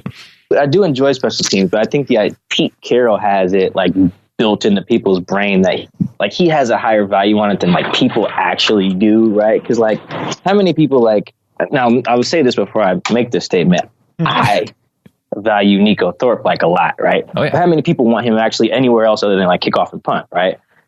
Like how many people are like confident? Like, yeah, no, we've had Nico for a while. We got him. Like, we don't need that many corners. We got Nico, right? Nah, you want other corners, right? Because you want other players who can do other things than just special teams, right? Unless dude's returning the ball, very few people like fall in love with guys who are just only special teamers, right? Eventually, we need him to do something else. I know in Seattle there's been a couple. I think even Shed was like that too. But at the end of the day, you need people to do other stuff. Right, like especially they're about to get rid of kickoffs, so the value really goes away after they do that. Well, Michael-Shawn, we wanted to thank you for coming on the show, and I want to get what do you got coming up next there at the Athletic? We're churning out, the typical, not typical, but we're trying to find the best off-season content we can. I know we should have some roster projections coming out that are going to anger some people, especially mine. I think we all did them together, so. I don't know if they're going to release like our consensus or like the individual ones, but I know mine would anger some people, and I'm here for that. Always having new content on the Athletic Seattle, and always new podcasts every week. Seahawks Man to Man podcast. For now, it's just on vSporto and on iTunes. So you have vsporto.com/Seahawks Radio, and then it's on iTunes. It'll be on the Athletic soon, I believe. Working on that. Right on. Well, if people want to sign up for the Athletic and or follow you on Twitter, where do they go? Definitely go to theathletic.com. And then it's like you can choose which city you want to go to, and you can kind of just like choose which author. Like you can design it kind of like so it fits your favorites. So that's at theathletic.com. They also got an app because everyone has an app in 2018. The Athletic, and then always follow me on Twitter, even if you don't even care about sports, because we talk about some other things there and they're fun. So at Mike Dugar, MikeDugar. Michael-Shawn, appreciate you coming on and spending some time with us. Oh, no problem. Thanks you guys for having me on. I appreciate it. Thanks again to Michael-Shawn Dugar for coming on the show. Adam, I'm kind of liking the Athletic site so far. Yeah, I'm liking the site too. I definitely am enjoying the way that it's laid out and everything. And I'm going to give that a good go here as maybe one of my go-tos. Because honestly, getting good information is getting harder and harder somehow with more and more options. It's weird how that works. For example, you guys were talking about that Stringfellow guy, the wide receiver. Right. I didn't know anything about that story. I was Googling it just a little bit. And what a chode. I don't want that guy anywhere near this team. See you later. Kick him off now. Well, they just signed him. Yeah, I don't want him. He can go away. He hit a chick, dude. No, you're gone. See ya. Well, there's a lot of questions around that, though. Are there? The stories that I read, it was like, well, maybe he did, maybe he didn't. Okay, the story I read said that he hit her, but it's unclear whether she lost consciousness because she was sick or she got hit. Right. And it not only that, but then he beat up a couple other dudes. Yeah, because they're Seahawks fans. A tool bag, man. The guy's a tool bag. See you later. I don't need him on a team. Goodbye. It seems like an awful lot of hoopla for a dude that might be your sixth wide receiver, right? Yeah, I hope he's cut next week. Especially when Kason Williams was out there for a while, but then he gets picked up by the Colts. Oh, yeah. I ordered you a Karen jersey with the Indianapolis Colts. It's a Colts Karen jersey. Hey, I got my Tyler Lockett lime green jersey now. I'm good on jerseys for a little while. No, you need a Karen jersey from every stop along the way. So a Browns one, I need to back order that. Mm-hmm. Yeah. Mm-hmm. Just and it has to say Karen on the back. Yeah, it has to say Karen. Yeah, I think this would be great. Browns, Colts. You'll end up with like 7 different jerseys with Karen on the back. All the spots, yeah. Yeah. Do I go back and get a Huskies one too? And when you die and they have an estate sale, everybody's gonna be like, "Why does this dude have so many Karen jerseys? This is weird." You know what? It would be worth it just for that moment, just so I could have that moment after I've passed, where somebody goes, "What is going on here? What?" I don't. His name's not Karen. And who is Karen? His wife's name's not Karen. No, I don't get this. It would be worth it just for that. Everybody would think that you had a secret girlfriend that was into jerseys. Or something like that, yeah. Yeah. Well, you mentioned Stringfellow, another guy. Is this the Navy dude? Keenan Reynolds is the Navy dude. He played quarterback for Navy, and then I think he played wide receiver for the Ravens last year. Okay. And, Seahawks bringing him in. Yeah, I saw one of the fellas in the Ring of Honor mention that he was in the same company with that hombre and that he was a good dude. Yeah, Paul. Yeah, he was at the academy with him, I think. Yeah, I'll take that guy. I'll take him and no Stringfellow. See what I'm saying? There's a very different set of behaviors. Yes, behaviors in their past. Right. Yeah. Keenan Reynolds seems like a pretty good dude. Yeah. Demore Stringfellow sounds questionable. Yes. It's been 4 years. He was a kid. I hope he's grown up. That's where my hope is. Okay. Here's the thing that bothered me the most is like him and his buddy like put the smack down on one dude and apparently that chick at the same time. Yeah. And then later on in the night went out and hunted down another dude. Like it's not like it was just in a fit of rage or something or lost their temper. Do stuff. Yeah. Yeah. They were out looking to thump some melons for like no reason. Just to be jerks. Hey, your team just won the first Super Bowl ever in its history. How about I give you a knuckle sandwich? Yeah. Well, thanks, dude. That's awesome. There is a bit of irony there, though, right? That he was a Broncos fan at the time, and now the Seahawks have signed him. Was he a Broncos fan? Yeah. Oh, I was like, I didn't even know where the animosity came from. I think it was. I think he was a Broncos fan from California, huh? People are fans from everywhere, dude. Yeah. Okay. Is that where he's from? I don't remember where he's from. Yeah. Yeah, supposedly. We're probably talking about a dude who's going to be cut from the team eventually anyway. So yes. I did at the top of the show mention the dishooplification of the Seahawks roster. I wasn't speaking about Stringfellow. I was talking about how the Seahawks send tight end Luke Wilson packing this offseason. Too many L's in his last name. What do? They bring in a tight end with the proper number of L's in his last name, 1 L Wilson, and they throw him in jersey number 82, Clayton Wilson, on the Seahawks now. Hooray. Yeah. I'm glad they got this L thing straightened out. Have we won a Super Bowl with a tight end with 2 L's in Wilson? No, we haven't. No, we have not. And now we're back to the proper number of L's at tight end. Now I think we can work this out now, finally. That's good. I mean, the de-hooplaization of the Seahawks is it's important, and this was an important part of it. Dishooplification.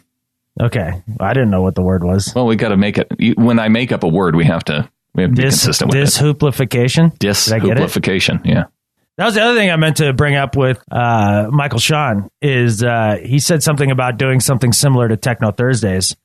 With introducing music to his column, and we were going to have to. I was just going to try to save him from himself and not do that. You're Techno Thursdays freaking sucked.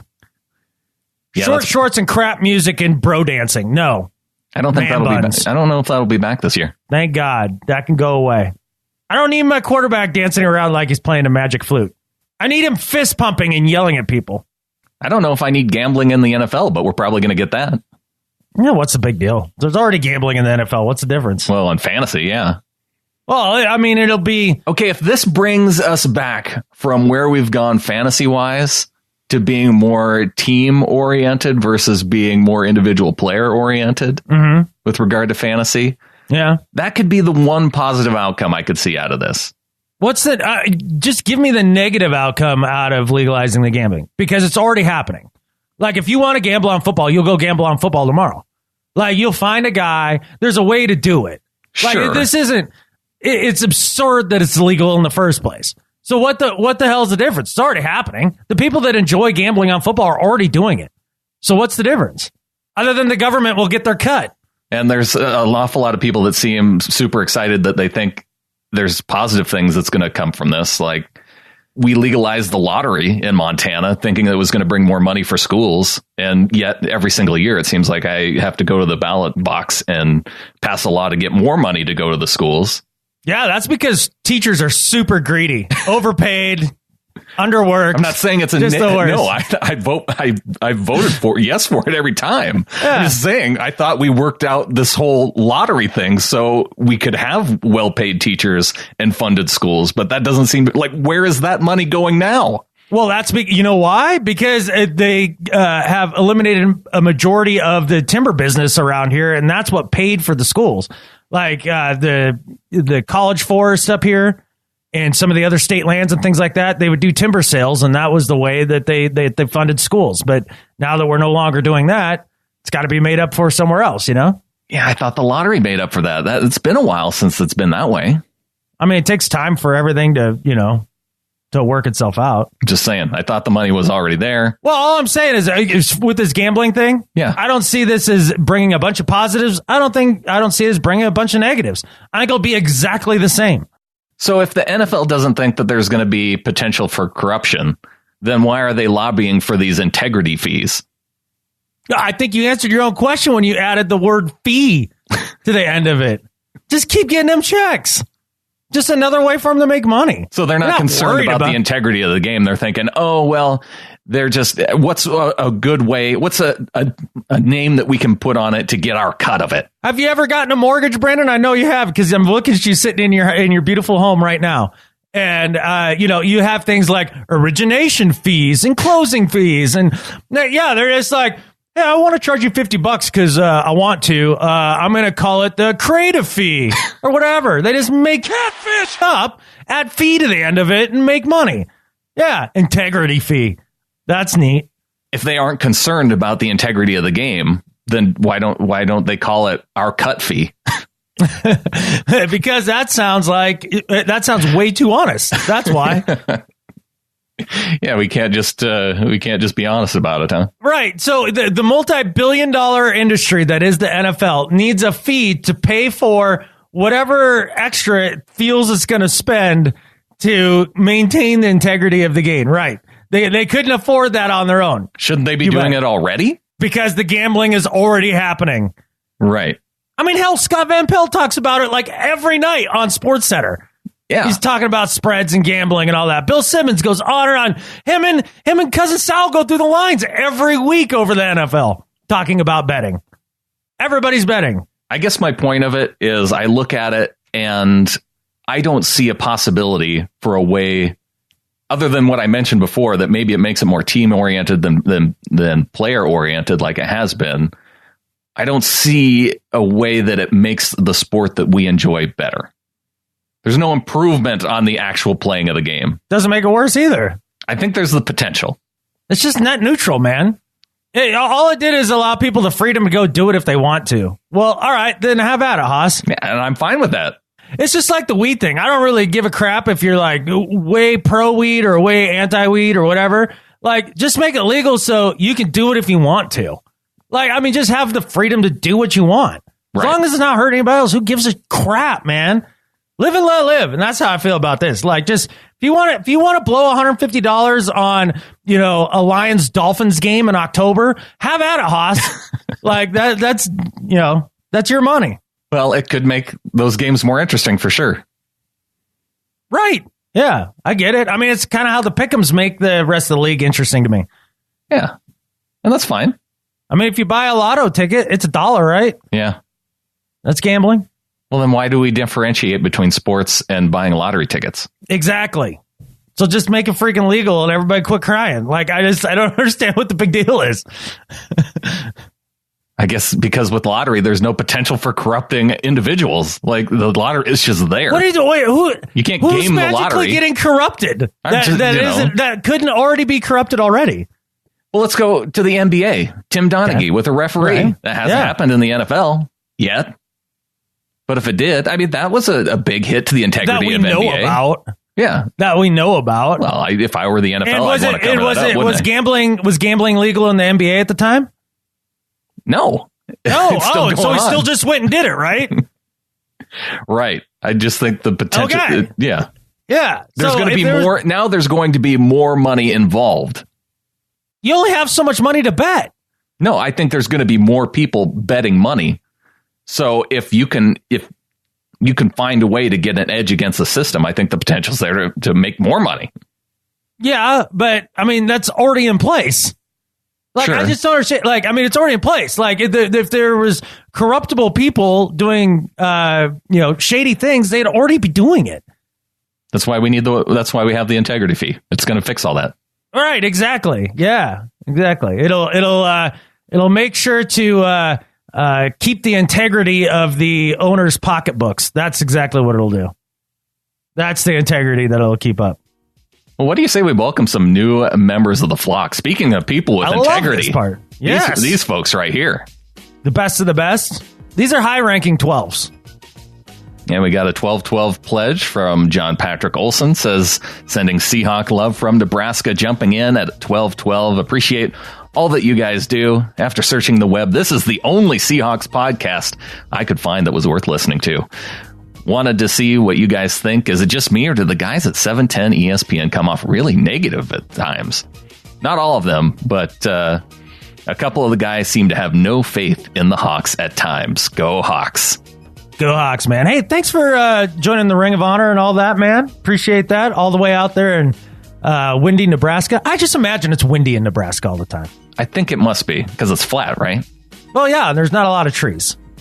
So, yeah, you'd seem to think that it's pretty windy. But appreciate you joining up, man. And, the 710 guys, the funny thing is over the last about 2 years or so, I've literally stopped listening to pretty much any other Seahawks-related radio or podcast for the most part. Like, I used to listen to it almost every day. Now, I maybe once a year.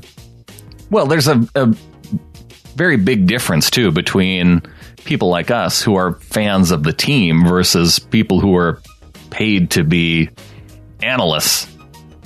They're not necessarily all fans of the Seahawks. Like, they live in Seattle and they cover the team, but it doesn't mean they're fans of the team.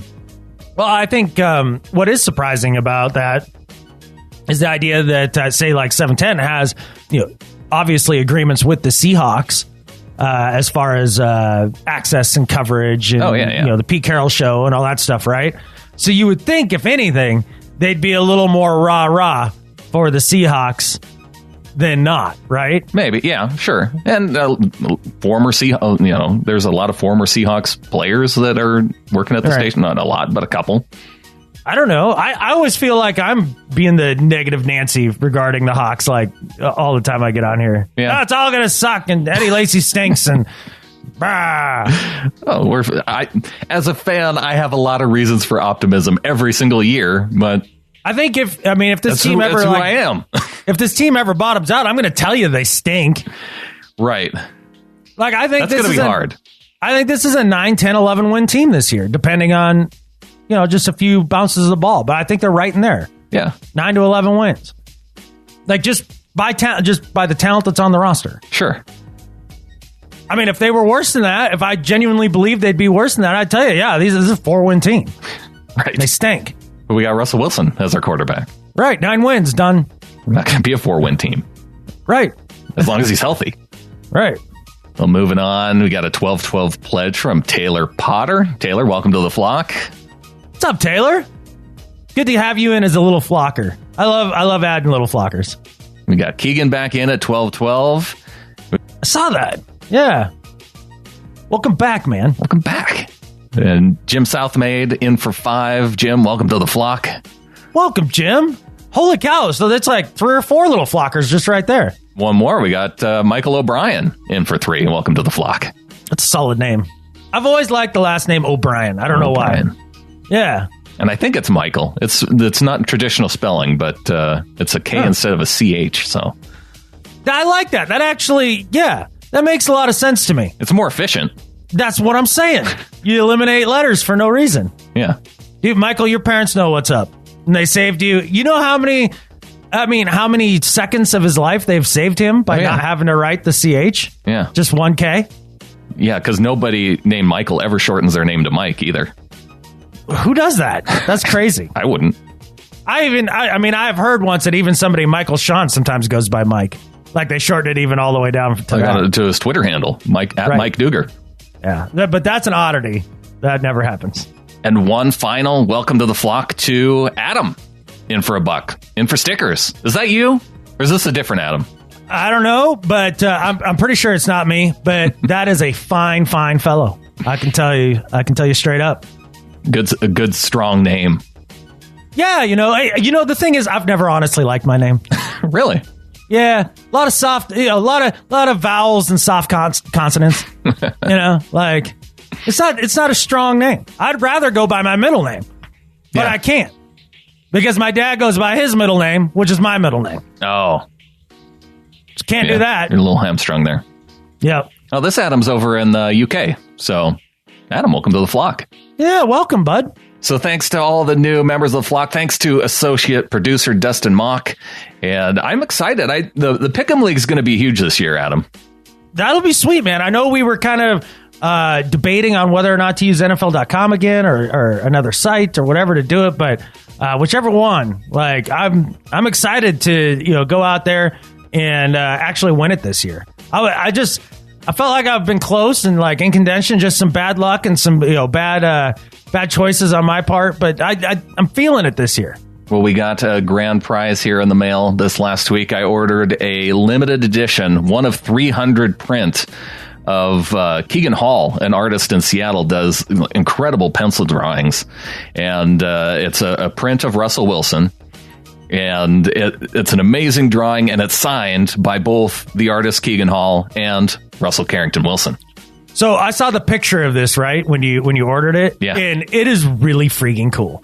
12 by 18 print, limited edition. Yeah. Like, if you're a Hawks fan, you'd look at that and be like, wow. because the drawing really is spectacular. Yeah. I can't believe that it's a pencil drawing. No, it's insane. I'm just stunned at the talent. So, very cool. And it was for a good cause. The cost of the print the entirety of it goes to the Why Not You Foundation, Russell Wilson's foundation. So yeah, and I think you just asked the right question, Brandan. Why not me? Like, why won't that be hanging on my wall? There's no reason it won't. Well, we got at least 250 other little flockers that are going to try and stop you. Good luck. Yeah, where are we at? Are we getting close to 300? Are we treading water still? Like, how's that going? How many little flockers? We are treading water around the 250 mark. We are at 254. Okay. Which is what we were at the end of last month, and then we slid back under 250 again. So it's, Come on, guys. I think there's going to be a big push as we get close to the season, though. Well, yeah, because I think people want to hear post-game shows. Like, immediate, just quick reaction shows. Yeah. Right after the games. I'm going to be sauced. It's going to be great. And that's entertainment in itself. Oh, yeah. Yeah, you think this is fun. Just get about 4 natty ices in me. Mm-hmm. Mm-hmm. And no, not your fancy microbrew stuff. I used to drink those. I can't do it anymore. No? No. I will on occasion. You're back to buying the cheap beer. Lagers, dude. The ones that just say beer on the can. Right. Like the white label. Yeah, exactly. Beer. Yeah. No, the microbrews just give me too much of a hangover. I can't do it. Oh, well. I'm getting old, man. You don't have to have that many. All it takes is like 2. Yeah. Like 2 IPAs, and I'm hungover as hell the next day. Getting old. Mm-hmm. Got an email here from Brett in Sydney. Says, gentlemen, just wanted to say I'm really excited about the Seahawks reset and this year's draft class. For me, the Hawks have had so much hoopla and have gone a bit soft over the last few years. The blowouts to the Packers and then the Rams last year were clear signs that the Hawks had lost their edge and needed to change in direction. I'm also super excited they've drafted another Australian, Michael Dixon, as punter. Every time the Hawks have won the Super Bowl, they have had an Australian on their list, so it all bodes well for the Hawkra this year. Brandon, I think you should give the round 3 draft parrot a break. Parrots have bad days too. Good job, guys, and go Hawks. Yeah, you parrot hater. Yeah, well, I don't I'm glad think Brett called you out for your animosity towards parrots, like for no reason. Hey, I understand that parrots have bad days. You're just mean to parrots, is what I'm hearing. No, what I'm saying, if you don't know if the parrot's going to have a good day or a bad day, don't hype it so hard going into the draft. So what you're trying to say is you don't like it when parrots have bad days. That's what I'm hearing you say. I don't like things to be hyped and then to be disappointed. So what you're saying is parrots disappoint you. Hey, is this the Jordan? Yes. Is this the Jordan Peterson interview? Yeah, exactly. You know, I watched that with my wife last night.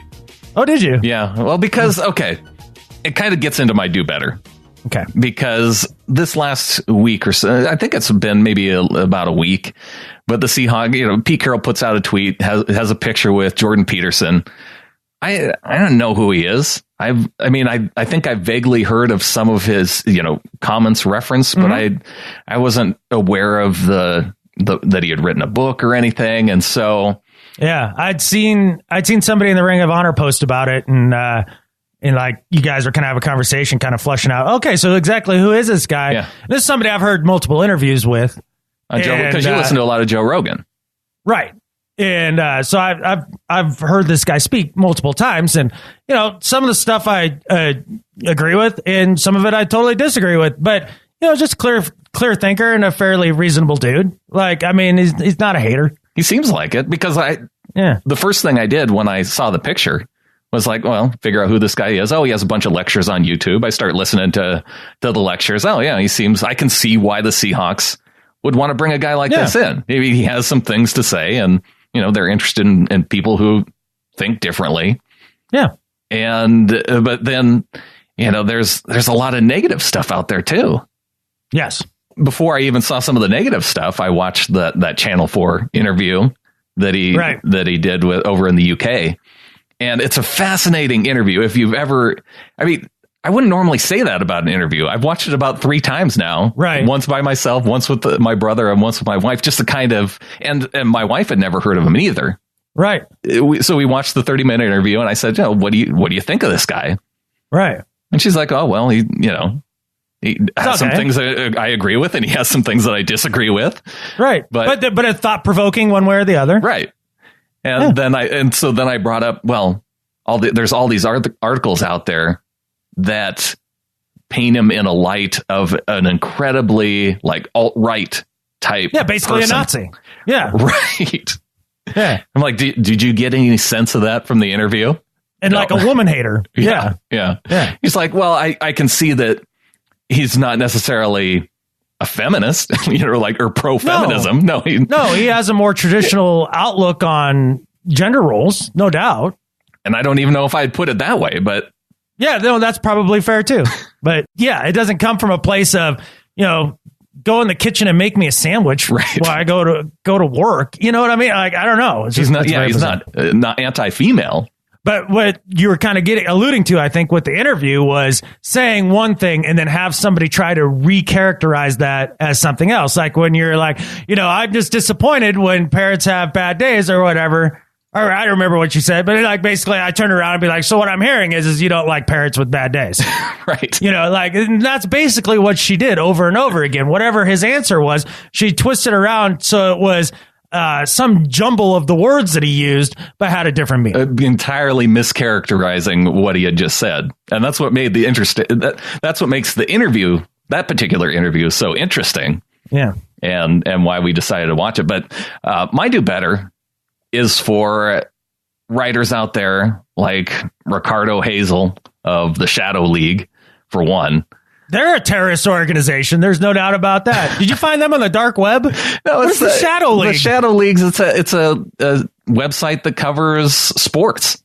Okay. And here's the title of the headline: NFL coach Pete Carroll invited a right-wing blowhard to talk, but why?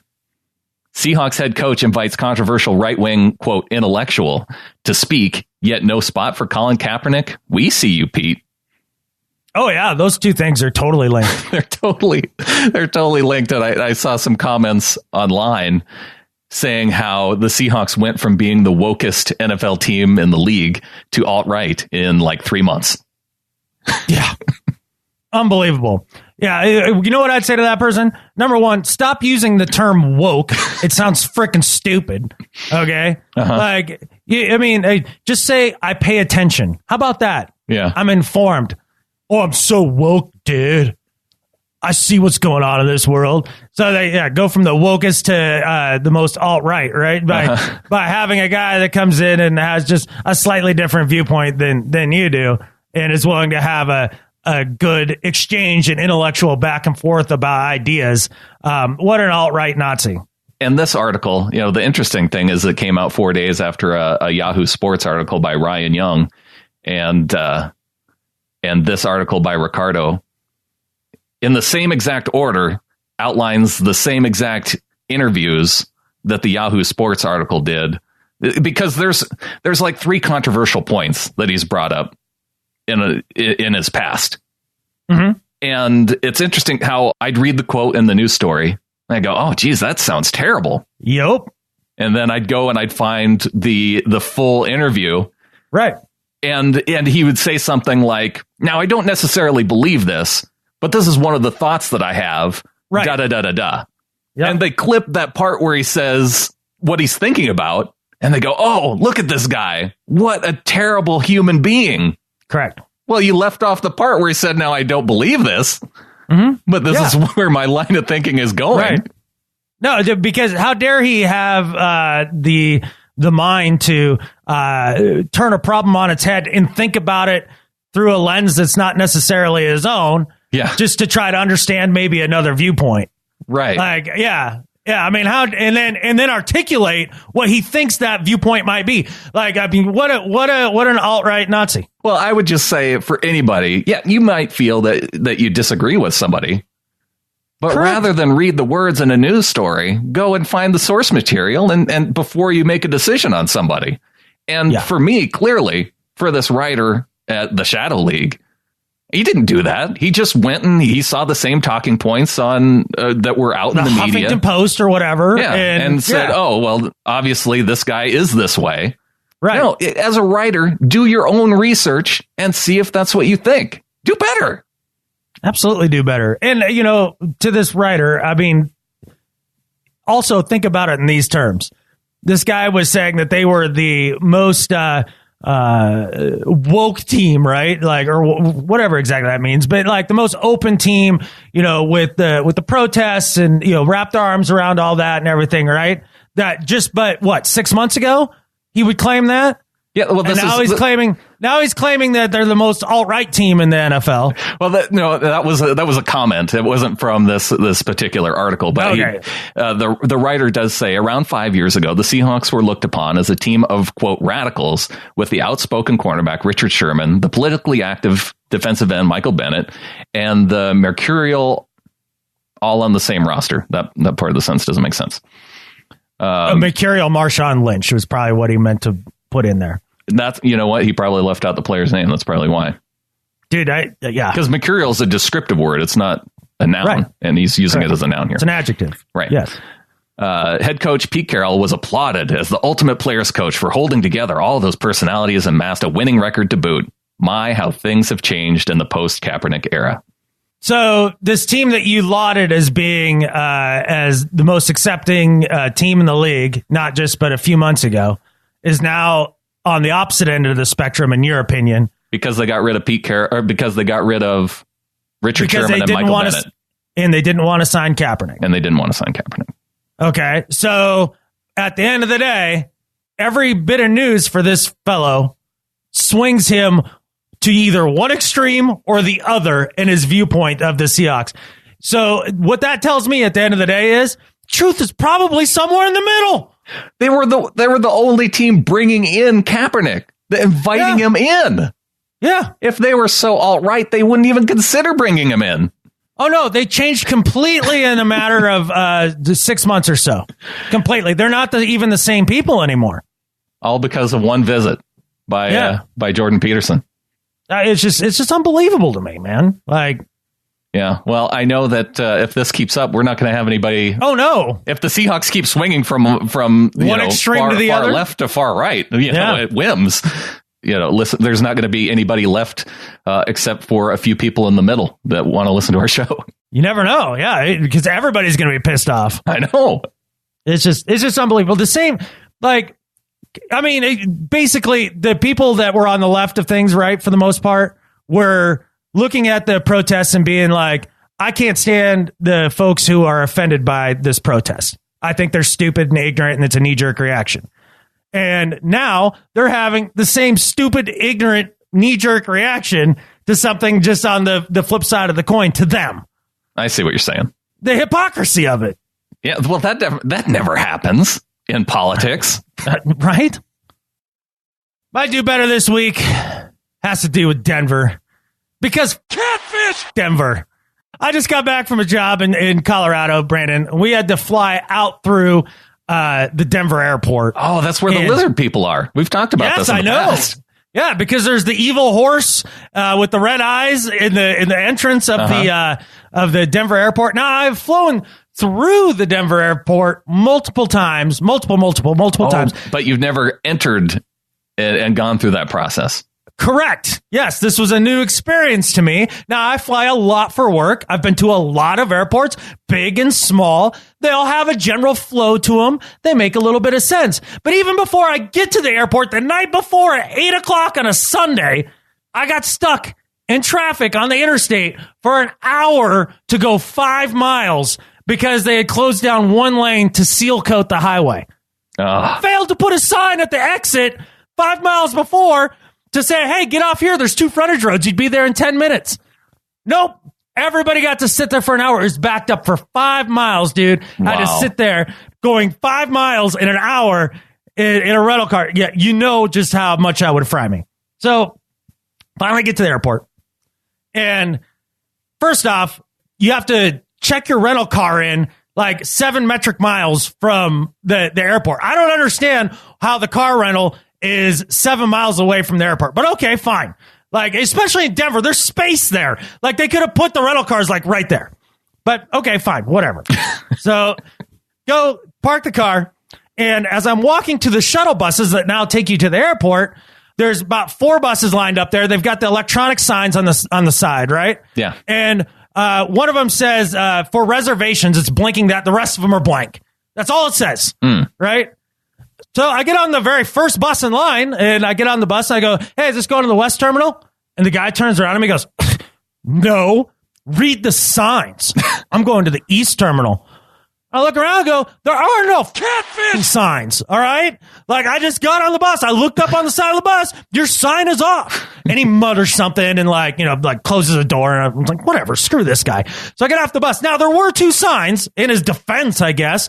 But there were sandwich boards that, as I'm walking to the bus, they were not, the face of the sandwich board was not facing me. They were turned perpendicular to that. So it was like edgewise to your line of sight as you walked up. And they're only like 2 foot high. And like you couldn't see them until you got like right up on it. You would never see it in a million years. Signage sucks. So fine. All right. Which is a recurring theme in the Denver airport. You haven't even made it to the airport yet. So I get on the shuttle. He drops me off. So they drop you off in baggage. That's the end of your route. Yeah. That is not the beginning of your journey. Like, he drops you off where you would pick up the baggage. Okay, fine. So I'm like looking around. Well, it's got to be close to the actual terminal. It's not, you don't have to walk that far, right? Well, just hang in. So look around. I finally see one tiny little sign. Like, the ticketing was 2 levels up. I'm like, all right, fine. So I go up 2 stories to go to ticketing. I get up there. United is cut into 2 halves divided by an area that's probably like, 30 yards wide, right? And so you walk up and you're like, I don't know, should I go that way or that way? You just, okay, I'll go to the right. So I go to the right. All the lines were, if you don't need to check in a bag or you have automatic check-in, Nothing for just a dude with a regular ticket or premier access. None of the lines, not one is for a dude with just a regular ticket who has to check one bag. Like none of them. So I stand around there for about 5 minutes trying to figure things out. Nothing signed. Again, nothing is catfish signed. Finally, I see a United employee, and I'm like, hey, where do I go to check a bag? Ugh, rolls her eyes, puts her hands on her hips, and she points over to the other side. She's like, over there. Finally find what I guess is the entrance to just regular dude with a ticket checking a bag. And they've got a billion kiosks there. I've used the kiosks a million times. Fine, I'll check in. But usually, you check in, you pay for your bag, you hand it to the dude, they put this sticker thingy on the bag, right? And they take it away. Right. Not in Denver. So first off, I go to pay for the bag, and I put in my card the correct orientation, right? Put it in, pull it back out, just like you're supposed to. Nothing happens, and I'm like, okay, well, maybe I'm misinterpreting the way your credit card should go in. But all right, so I flip it around, try it the other way. About that time, United lady rolls up, and she looks at me, just puts her finger on the screen at the picture and goes, there's a picture. I was like, yeah, I know. Just did it that way. Didn't work. And so do it again. So I finally get it to work. And then it prints out a baggage ticket. This big long strip thingy. You flip it over and it's like, peel here, don't peel here, stick here, pat your head, rub your belly, sing Kumbaya, put it on the bag, and then take a wild guess where you're supposed to put it. So I finally figure out how this stupid sticker thingy works. I think. You've never had to do the sticker yourself? No, this is stupid. Why am I paying money to ride your airline to do your job for you? Oh, that's the way it works now. No, that is not the way it works. Do your job. So I'm like looking around, and I see like the scale that you normally put stuff on. There's a lady standing there, and she's just like looking off into space, like, no, hey, sir, you ready for your bag? Nothing. No. So I look up and I go, is this where I leave my bag here? And again, yes. All these people act as though you are some veteran traveler that should know better. I am a veteran traveler, and yet everything is so poorly signed in a weird order of things, like going to baggage, to go up 2 stories of ticketing, to go through all the hoopla of United, to finally put that down, to see the tiny exit sign that's no more bigger than an 8.5 by 11 sheet, to figure out maybe where I go now for security. So then I walk around and I'm like, okay, where do I go for security? Finally figure out that it's a floor down. So I've gone up 2 stories to go back down 1 story. Oh, wow. So I go back down 1. Yeah, usually the security is always on the same floor where you get your tickets. Correct. So I go down 1 story, and now security's broken into 2 halves too for, I guess, East Terminal, West Terminal. I'm not exactly sure, but again, no clear signage anywhere. So I finally walk over to where the security is, and there's 4 million miles of frickin' rope lined out, right? Right. And there's a line for some clear access where you scan your eyeballs, and like it's 1984 or some catfish, something I'm definitely not doing. There's like pre-check, there's all this other stuff, but again, no sign for just regular dude with regular ticket. Can't find it anywhere. So I'm walking up and down. I have no idea. So I'm like, screw it. I went under all the ropes. I just went right up to where people looked to be lined up. Didn't even care. Finally get through freaking security. Then only to go down another 2 stories again, to go down to a train to go over to where the actual United terminal is. Wow. About that time, I get a text from my coworker, Alec.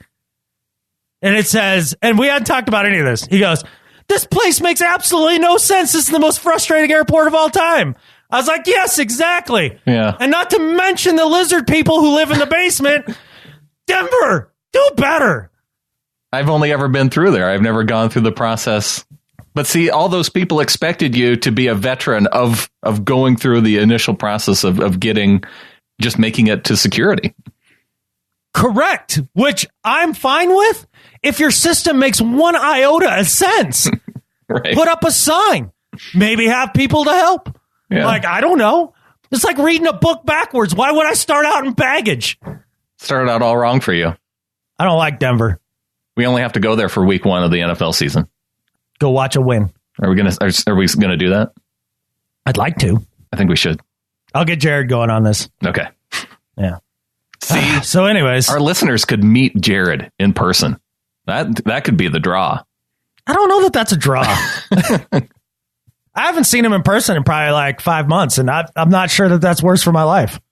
I'm definitely wearing my obnoxious lime green jersey to a road game. Yes, that's especially exactly around Broncos fans with all their obnoxious orange colors. Dude, you guys will clash like a mofo. Oh, it's going to be great. Oh, God, people are going to have there's going to be vomiting, involuntary vomiting, just because your eyeballs will get confused with that bright orange and bright green right next to each other. Yeah. Yeah. Well, moving on to Better at Life. My Better at Life this week is the Electronic Frontier Foundation, EFF. And I think this started maybe the first season that we did the show talking about the patent troll personal audio. Oh, that guy was a tool bag. They were trying to get podcasters to pay up. Adam Carolla was the first one that he encountered some resistance with and said, no, I'm not going to pay you for podcasting. This patent you developed has nothing to do with podcasting. Right. This dude pretended that he invented podcasting and then tried to extort everybody to pay him if they did a podcast. Yeah, because his patent was for audio tapes in serialized form. Correct. Yeah, it was very suspect. Yeah, but he was trying to say that fit that he was essentially the founder of podcasting because he came up with this patent. Well, the EFF just this past week, along with the Supreme Court ruling for that supported the states to allow them to decide on whether or not they wanted to allow gambling in their state. Well, part of the same thing is they declined to hear the appeal from Personal Audio in the Supreme Court, which strikes it down. There's no more chance that Personal Audio is going to be able to be successful now. And it was all thanks to the fact that EFF took this all the way to the end, followed it all the way to the Supreme Court, never settled out with Personal Audio. And now, finally, this patent is dead, and podcasters don't have to worry about being trolled and into paying some ridiculous fee to some guy who thinks that he came up with podcasting. So, for the Electronic Frontier Foundation for making that happen, better at life than Skip Bayless. Yeah, suck a bag of catfish to Personal Audio. Enjoy that.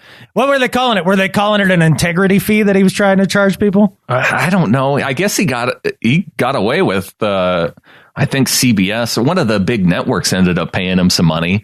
And the thing is, yeah, because they wanted to avoid being taken to court. Yeah, they wanted to avoid litigation. And Adam Carolla was the guy that they went after. And, I think that's a guy that's not going to compromise on principles. No. Well, the bummer thing about it was that he raised like $500,000 from other podcasters. Correct. And then he ended up settling with Personal Audio, although essentially they both agreed that they weren't going to go to court. And, no money changed hands, even though this article says it's not clear, or it's unclear how much money, if any, changed hands. No, Adam Carolla talked about it. He said no money changed hands. Right. It was a draw. Right. And I couldn't find anything clear on this, but I think I heard that a lot of the leftover money that podcasters sent to Carolla, he moved to, I don't know if it was EFF or somebody that supported EFF, but I think it was somehow the money ended up continuing on this fight. Right. And ultimately, it gets settled. Interesting. Well, not settled. They lose. Yeah, it was settled. You lost, hombre. Right. The patent describes a system for disseminating media content representing episodes in a serialized sequence. Okay, then. But it was the RSS feed that created podcasting. Yeah, more or less. Yeah. I mean, not this guy's idea for sending out tapes in the mail. Right. Exactly. Yeah, it wasn't Netflix before the online Netflix. He should have gone after Netflix. Yeah, right.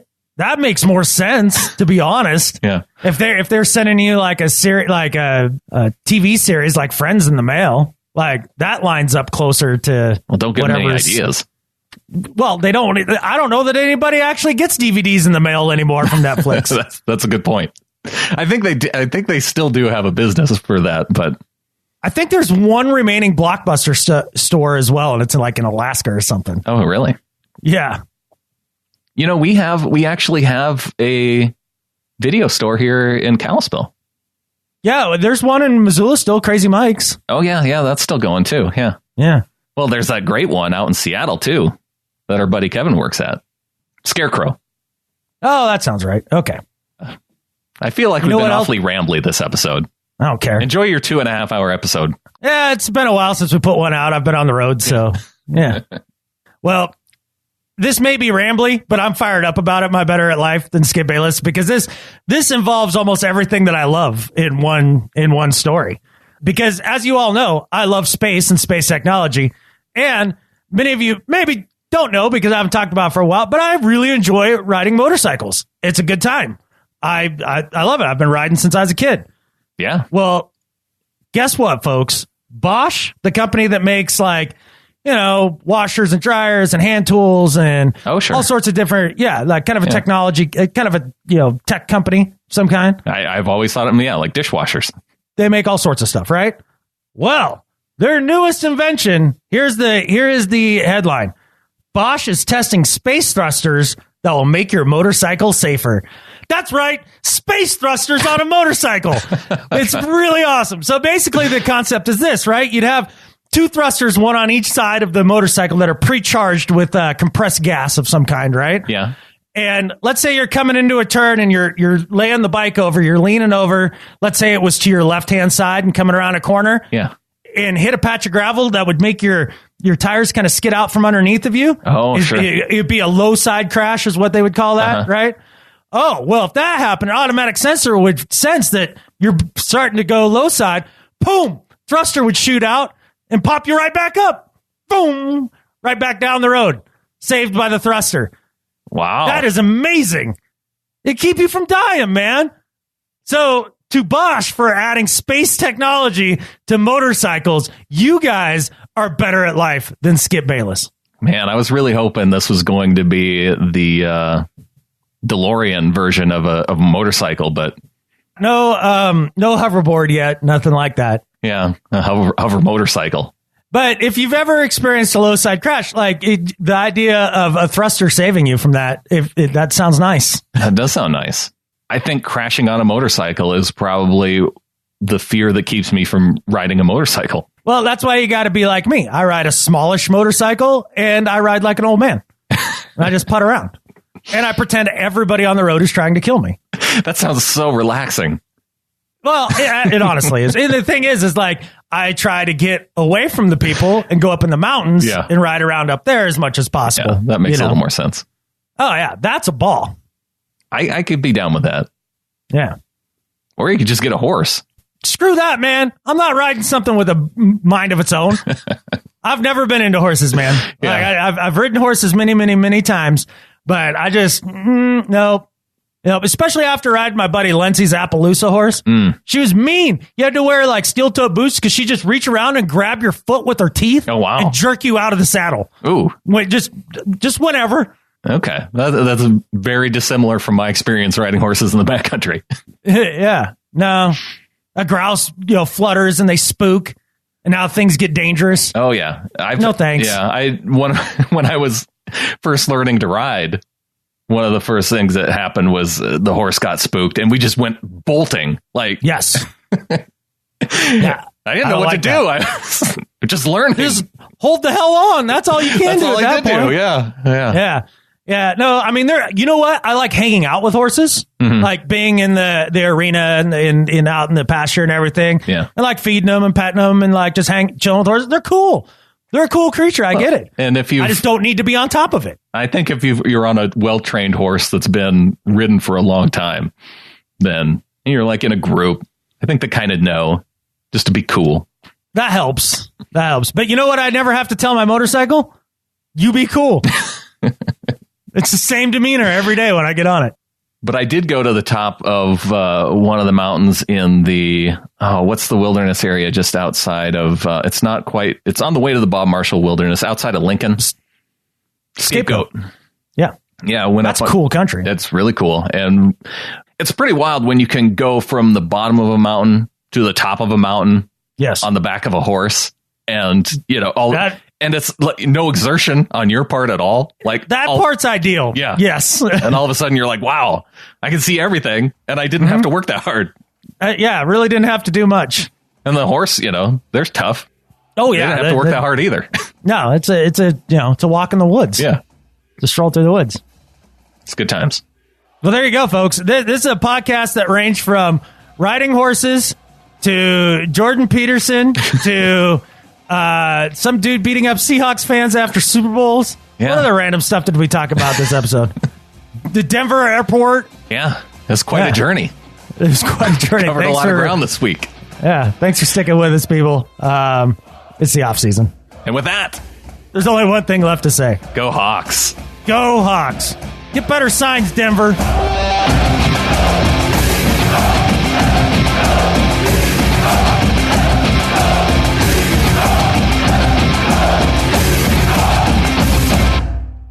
Okay, bonk me again. Bonk. Yeah. Bonk you like a hurricane. Here I am. Bonk you like a hurricane. That's how that song was originally written, actually.